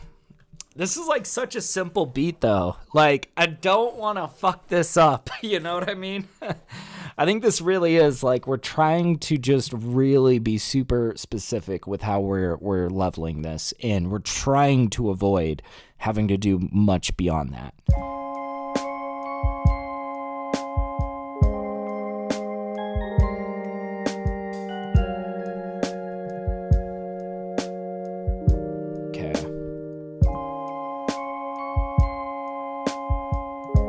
Bring these bells forward. Maybe not.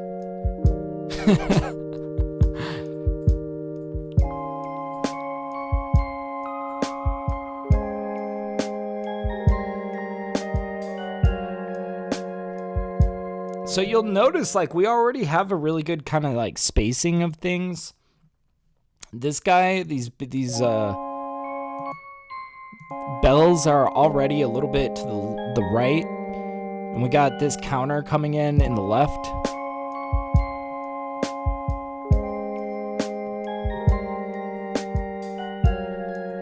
So spacing wise, we're already in a really good spot as well, right? It's more of like, what about this guy in this swell here?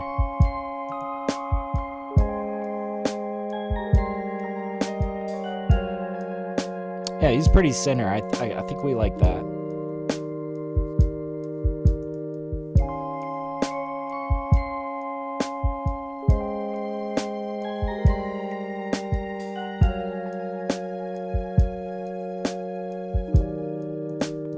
Okay. This guy, we might need to work with him a little bit more.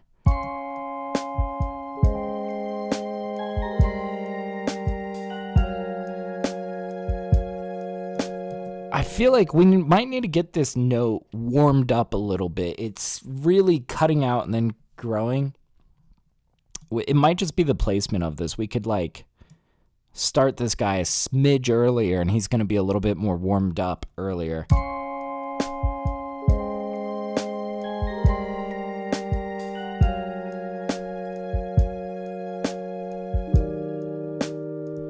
That's great. We might also end this note a smidge earlier.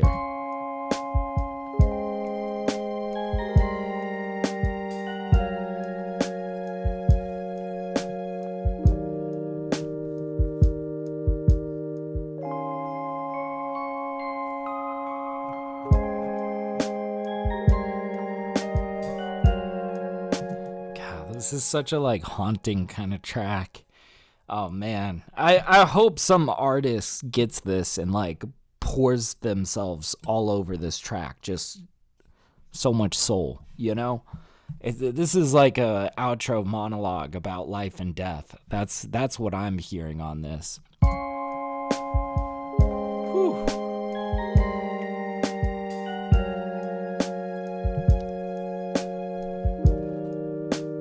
Yeah, I like the ending of that note.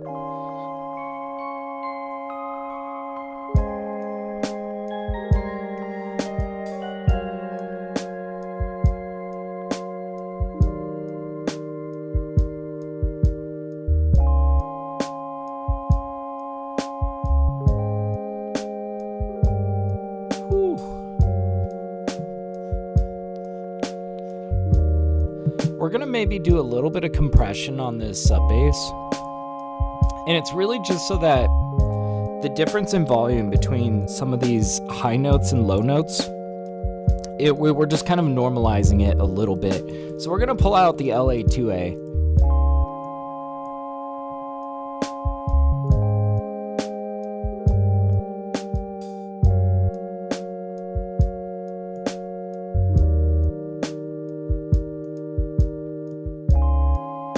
Yeah, you can really see the difference in these notes.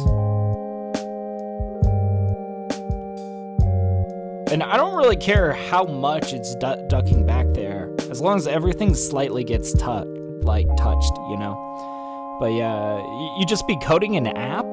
That's all? Oh, hell yeah. Right on, man. You mind if I ask, what kind of app are you working on? Is it personal project, school project?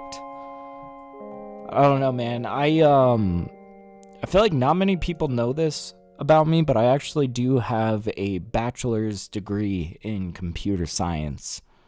I graduated from Colorado State University. And like, I don't know, I was supposed to be a software engineer, and then one day I was like, yeah, fuck that. I'm going to be a music producer. I mean, I quite enjoyed coding. I think it was just really like the office job aspect. I kind of found out like, I'm not sure if I really like having an office job. But I will say this, it certainly beats manual labor. I did a lot of manual labor during like summers while I was like working through school. But I don't know. Ultimately, I feel like I just need to be doing something creative, you know. Coding in and of itself is pretty creative, though. I do like the problem-solving aspect of it, you know. It's very satisfying to be like, I don't know, trying to debug something 1,000 ways, and you finally find it, and you have that moment of like, aha, damn straight, you know.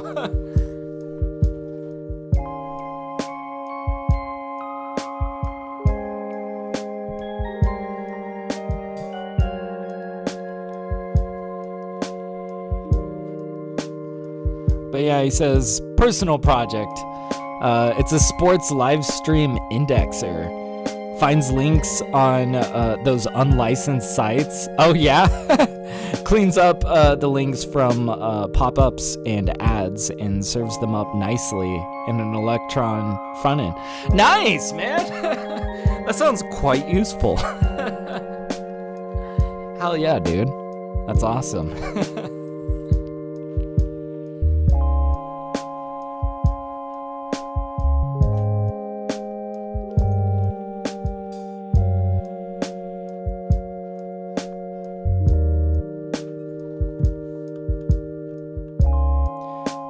I'm feeling pretty satisfied with this track as a whole. I want to take a peek at the EQ, see if there's any like sub frequencies we could clean up.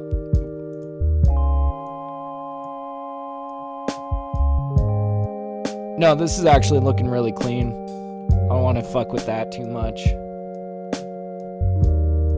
We did touch this with some compression. Let's just regain stage it, make sure that we still have it like snug right up to our kick, right? But just below it. We want that kick to pop out, peek out just above it.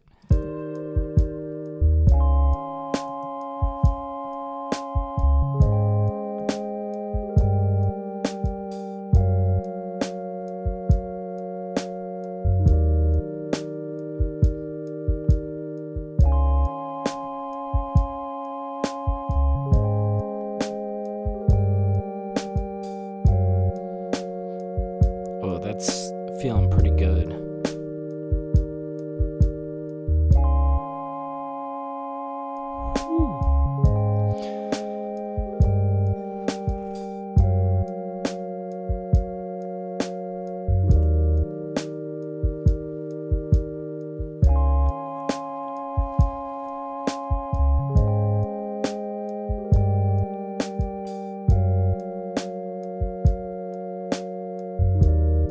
All right, I honestly think that we're pretty good on this track. Let's maybe pull an EQ on some of these. Yeah, we'll clean up some of this.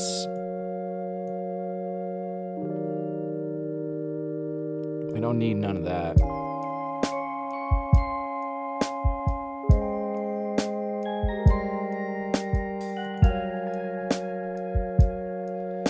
And we'll check this out as well. But yeah, Ethach says, technically copyright infringement if I distribute such an app. Okay, so you're definitely not planning to do that. But, he says, but for my own personal enjoyment, aw, shucks, I can't help myself. Yo, fair enough, man.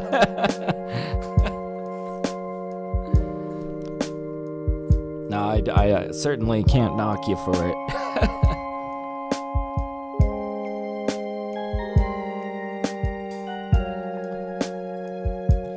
Okay, this looks pretty clean. It sounds pretty clean.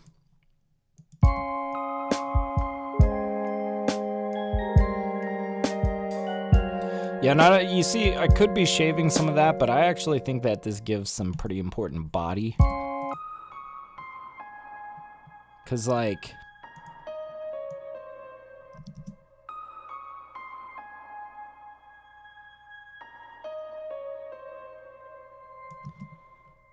where is, okay. Yeah, you can see that's really where.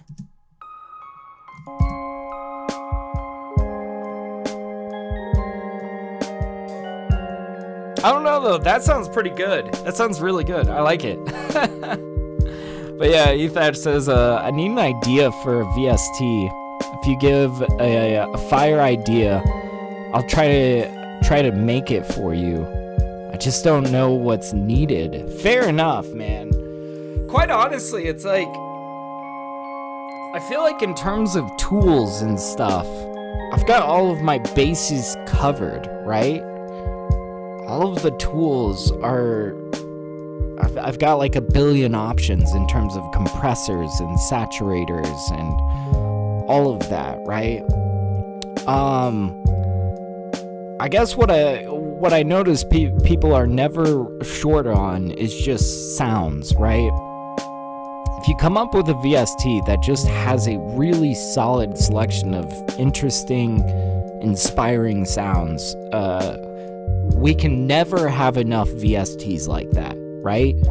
So my vote would be a collection of sounds, instruments, you know? But I don't know if that's what you're trying to go for, you know?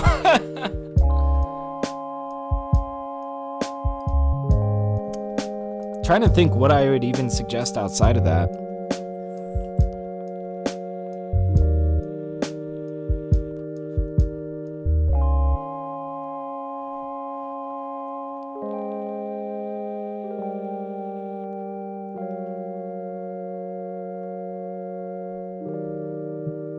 One issue, okay, here's an Ableton specific issue that I don't even know if it would be possible to solve this with a VST, but I'm so jealous of FL Studio in how in FL you can pan individual MIDI notes, right? You can select a MIDI note and pan one note to the left, the next note to the right. Even if they're overlapping, it will space things out in a really interesting way, right? So Ableton doesn't let you do that, right? There's no way that I can select a MIDI note here and pan it a certain way. That's a huge problem to me. So if there was a plugin that allowed me to, like, say, send this note to the left and this note to the right, that would be incredibly useful. But like I said, I'm not quite sure how possible that would be, because I'm not quite sure how much a VST can separate, the MIDI notes from the sounds that it's generating, right? I feel like that's, if I'm making sense. I'm just not sure if it's possible, right? So, yeah, Ethach says I would want something that is so niche it sells. Fair enough. Well, I feel like that's a niche idea, right? If you come up with a panning tool that allows you to pan individual MIDI notes, that would be niche and very helpful to all Ableton users, for sure, right? But yeah, Mars says, well, some of the best advice I've ever received was, if you can't make a song using 10 sounds, you're using the wrong ones. Yeah, but if I wanna make 1,000 songs, then I might need 10,000 sounds. You see, right now we're mixing down song 1092. I can never have enough sounds, right? You're right, though. I do think sometimes it's like, if you find yourself pulling out way too much, right, it can really fuck up a good thing, right? But yeah, Ethach says, ooh, a notepad plugin that you put your lyrics in, but AI provides real-time rhyme suggestions on the fly. I don't know. I feel like people would not enjoy that, because I feel like even people that like to generate AI want to write their own lyrics, right? Because anybody can just pull up Chat GPT and be like, write me a rap song, So I don't know. I feel like, to me, that's like replacing creativity. I think that would be a hard sell. It's not like inspiring creativity. It's removing some of the creative process. But a pan idea is cool. I got to look into how that could be possible. Yeah, I feel like that's the thing. That's where, I would just start, is trying to find out if such a thing is even possible. And I would say use Ableton as a starting point, because in FL, people can already do that natively in their DAW. But for Ableton, it's a real issue, right? And I think a lot of other DAWs are like this, where, it's just like impossible to pan individualized MIDI notes. This would be so good for trap hi-hats, so good for trap hi-hats. It bugs me so much that I can't do this, right? So anyways, I see Mars was saying also, instead of trying to figure out what sounds to put and take away, just use the volume for each sound until you find your arrangement. Interesting. Yeah, you can kind of like add layers and I guess like just adjust the sounds, because sometimes it might even just be like you might just need a dash of this, not like a full on. I don't know. I feel like that's what you get really good at. I don't know. I think it took me like it took me until like a good year or two ago that I began to get really confident at layering sounds. And I started to really understand, like, sometimes subtleties is, letting things be like more subtle kind of allows you the space to stack things on top of each other, That sounds like the next Taylor Swift song. He can write me a rap song. Yeah. No doubt. All right. Are we good here? Let's hear this through. I think we're going to have to start putting it to the test. Compressing on the master. That's where I learned the most about my mix. It's the moment I start to compress things.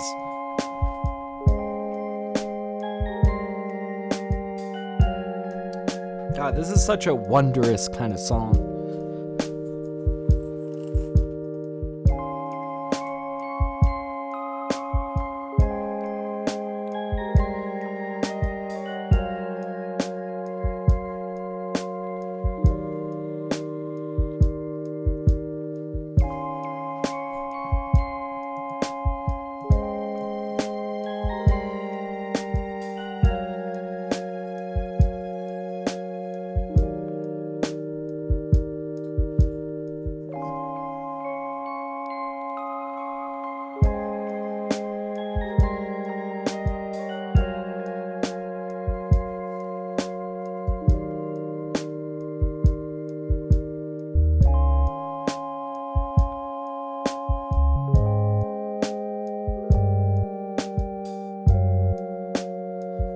Turn this bass down a little bit.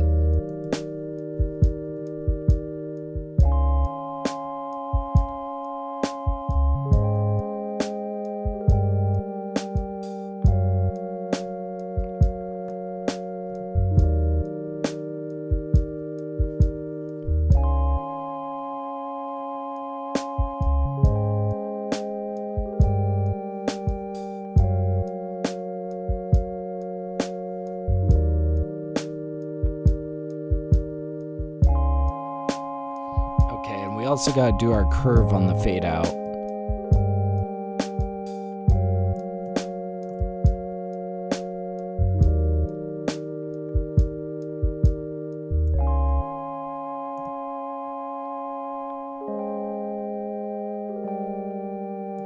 There we go. Hell yeah. God, dude. I really want to hear somebody do something with this track. This just feels like such an album closer, you know? Ah, that's awesome. Okay, yeah, we're going to put this to the test. We are going to pull out our Shadow Hills Master compressor. We're going to start squeezing it. And, you know, like I was saying, like I learned the most about my mix as soon as I begin the master. I think really why it is because, like, any mistakes that I made in leveling this gets amplified by this compressor. But if everything is just very nicely in place where it needs to be, it just starts to sound incredibly more vibrant, you know? So we're going to find out. We're going to decide.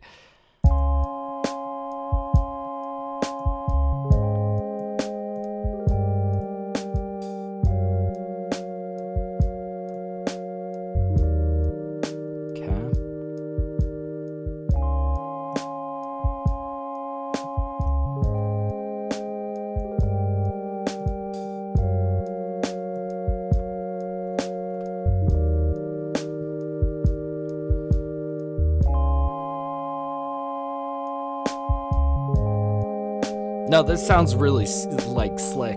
Very clean. I like this. Let's go to our spot without the bass. I made this in such a weird way. You see, it's like half of it's melodic, and then we bring in the bass, and then we have nothing but bass and drums and chords. But I kind of like it. I feel like in this section, you're going to be really focused on the artist, you know? It's cool.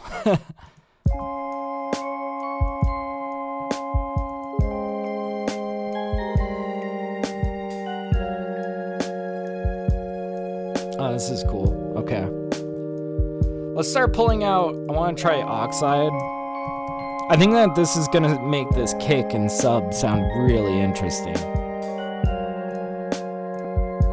Ooh, yeah, you can already tell. Right here.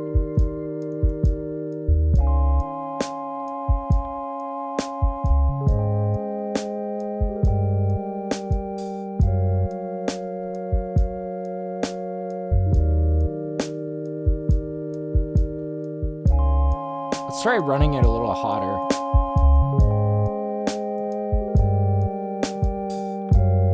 want to touch that red.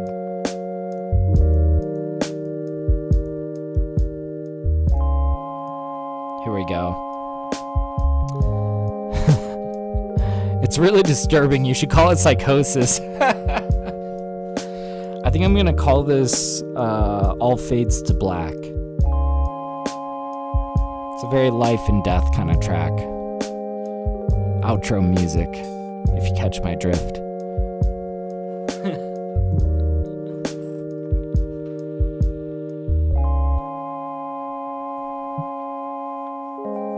Sounds like something Mac Miller would have rhymed. I like it.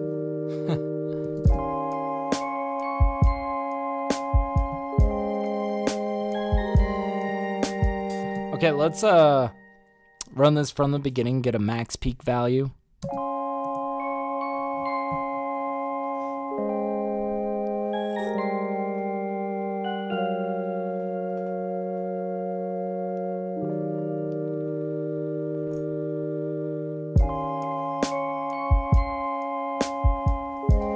I think this is the type of track that Ozone isn't gonna know what to do with it. So we'll have to just kind of fill it in ourselves. Sounds like something Tim Burton would use in one of his films. Oh, fuck yeah. That would be sick. I could see it. I could totally see it, man.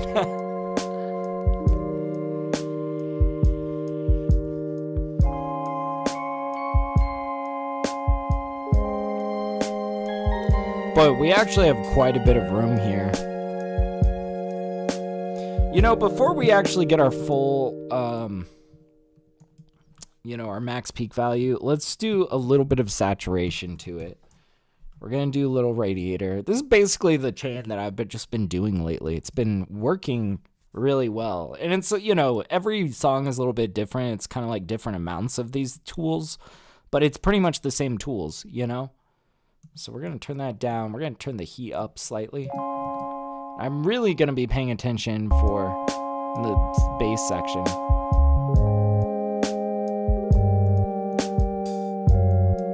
Okay, this is sounding good.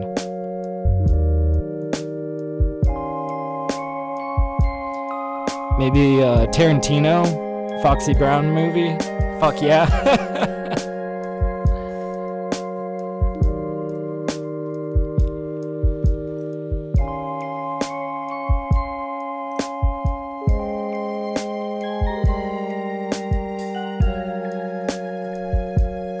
We're actually getting away with a decent amount here.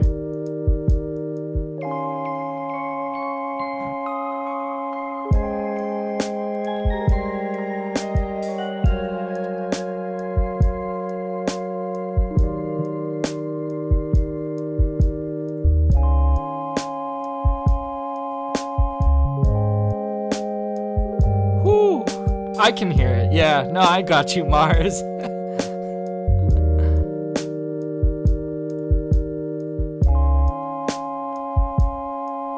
Feels like this should be in the ending credits of that movie Interstellar. I don't know.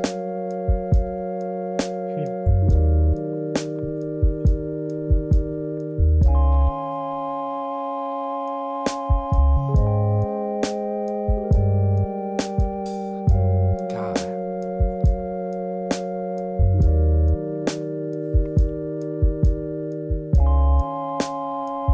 All right. And it's looking like our max peak is minus 7.13. Cool, let's boost it by 7 decibels. And we'll slap a limiter just in case if it jumps up any more than that. So yeah, just a little volume warning to you guys. We are bringing the master up by 7 decibels. Just letting you know. It might be a little bit louder. Just a tiny bit. Okay, 7 dB. We're gonna go limiter. Slap that down. Put the ceiling all the way to the top. There we go.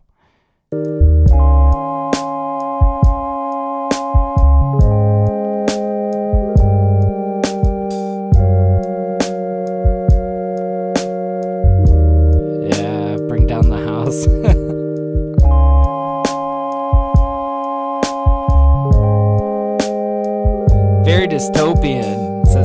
here. Yo, I agree, yeah. It's kind of a post-civilization type beat. Your neighbors hate you. Yes, but for different reasons. No.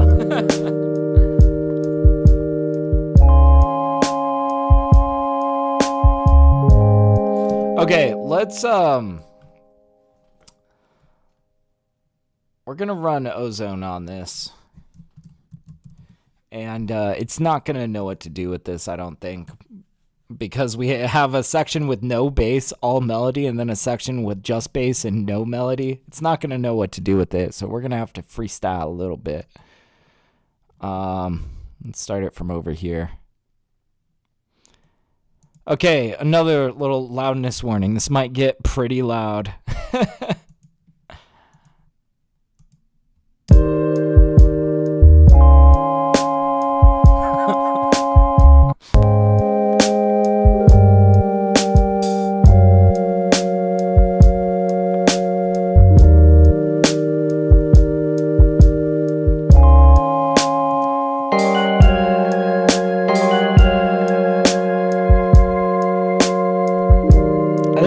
Going to shelf ban this.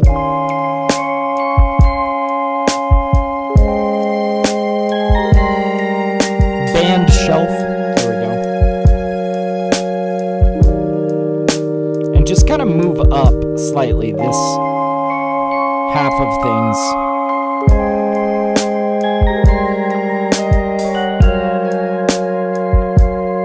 Don't need that to be too loud, but I like this kind of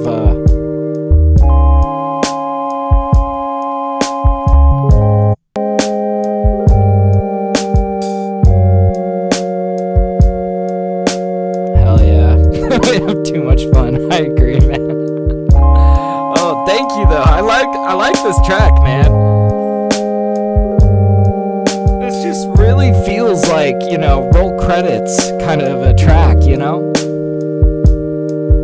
Okay, it's a little bit clippy here. We're gonna bring this back.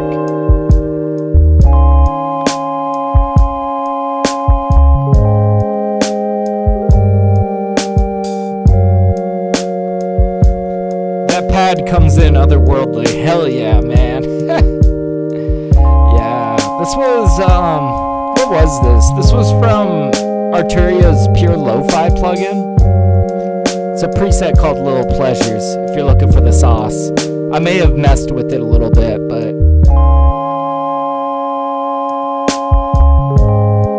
yeah. Yeah, it's fun here. Yeah. Oh man. Everything really came together nicely today. You know what I mean? This was a great session because I think the production on these tracks were just like, it was good. All these beats, like, it was starting from a strong place on all three of these beats. Let's measure our LUFs here. We're not quite out of the woods yet. And let's see where our LUFs are.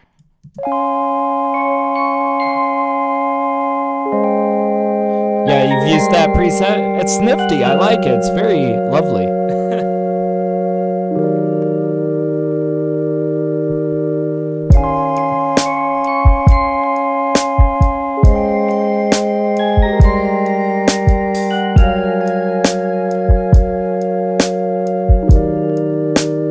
We might actually be in a good spot in terms of LUFs. We'll see.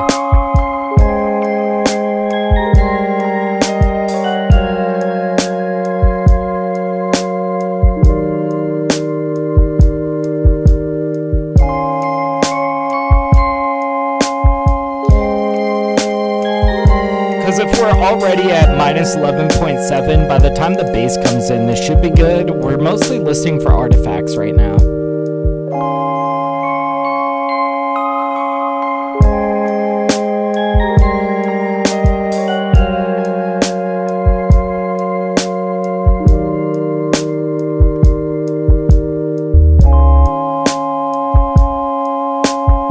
I am hearing a little click on this kick. And I think that will probably bring it back a bit, but I want to see where we're at, LUFs-wise. But yeah, that just sways. Yeah, I feel you.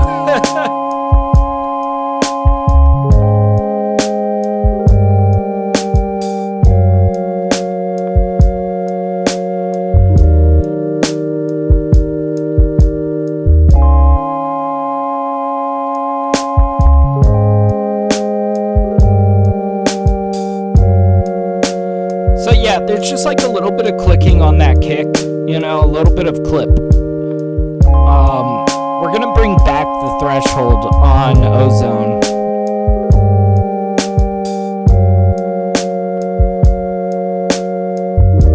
We might even... We'll see. There might be a few ways that we can troubleshoot this, but we're at -10, -11 LUFS. Okay. So like this is about the range that we're aiming for. This is about the loudness. It's just, we need to nudge it a little bit.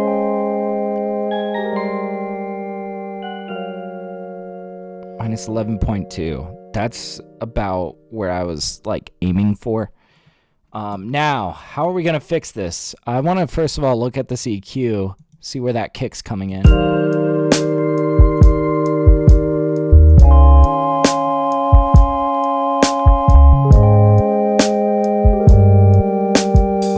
Just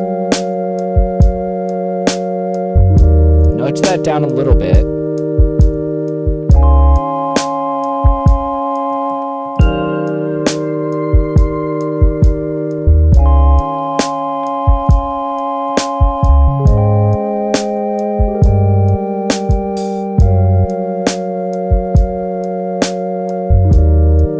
Okay, this is the plan. So we really brought this down. This is going to lower the LUFS value. But we're going to try to bring it back up by shoving this into the ceiling. Like 1 decibel. You can put a fade on the in or out to adjust the click. What do you mean by that? Oh, are you talking about like the kick sample itself? So the click isn't coming from chopping the sample. That click is coming from it clipping into the ceiling. So we'll have to, you know, it's a limiting problem. We're just kind of limiting a little bit. This Ozone sometimes, like, you know, is a little bit clippy from time to time. So what we're gonna do is we just brought it back, and I think we kind of eliminated that click.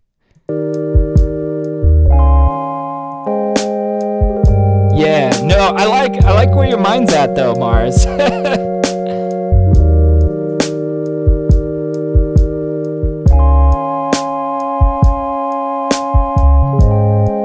So now we're gonna try to really bring this LUFS value back up. We're gonna just bring in a limiter.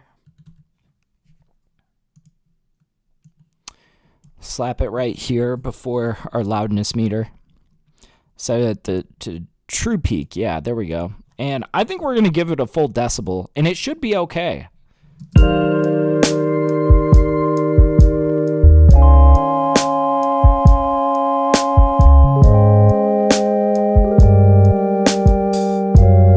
Ooh, this sounds so good. I like this. It's not really affecting too much on the drums. It's good. Okay, so let's bring it back to the beginning, and let's get our final LUFS value, and let's hope that it's around -11. I'll take as low as -11.5. I don't think we're gonna have a problem of it being too loud, right? But let's see. Yeah, I like the kick. Me too, man. Me too. I really like this. I'll tell you a secret about drums that I've been doing lately, okay? Rather than choosing stuff from a collection of one-shots, you know, we all have our folders of thousands of kicks and snares. But what I've found to be very advantageous lately is I'll go find like live drums that I really enjoy the quality of them. And I chop them myself. I chop them into one-shots. And if you find a really nice drum loop that you like a live recorded drum break, you end up with sounds that not only go together, but are like nicely leveled against each other, right? So that's been kind of my approach to creating new drum racks, you know. It's been good.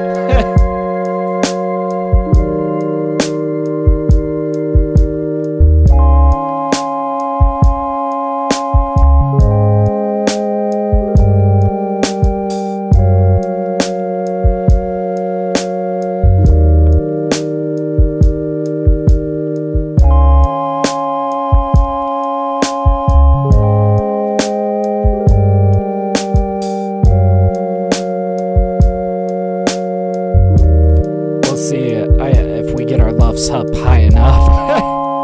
Might need to push it a little bit more, but I think we'll be okay. I think we'll be okay. We'll see.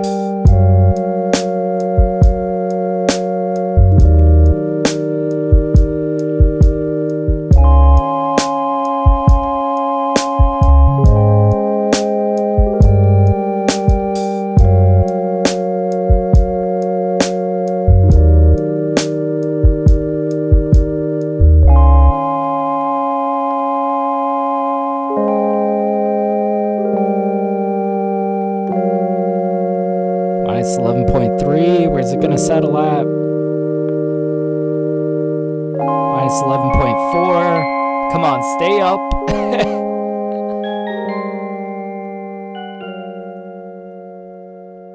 Minus 11.5. And that is the very bottom of what I like to accept in terms of my loves. But you know what? This is kind of a more empty sounding track.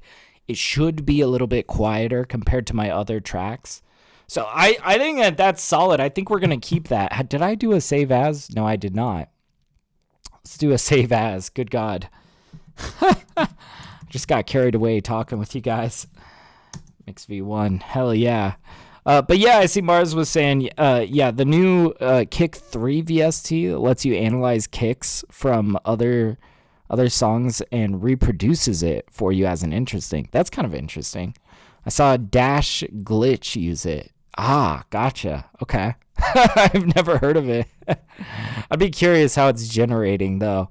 Because I feel like if it's using, like, AI to generate a kick, it's probably going to be introducing some, like, kind of undesirable sound qualities with it. But I don't know. I'd have to try it out. I'd have to see what it looks like.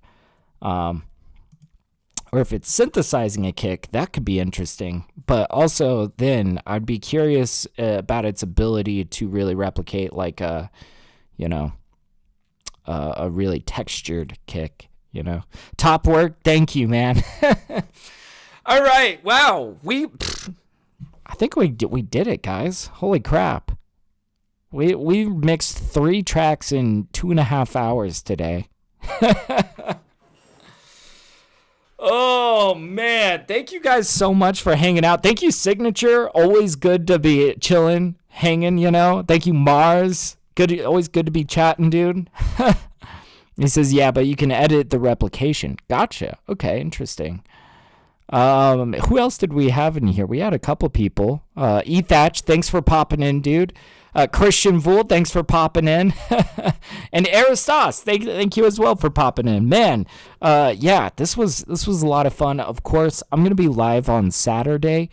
You know, just making more beats. Definitely come through. And yeah, it should be a fun time. You can edit the replication in Kick 4, Kick 3 from the makers of Kick. We bring you Kick 2. No.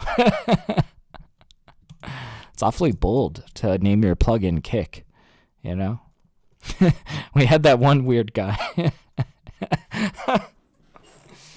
All right, well, shit.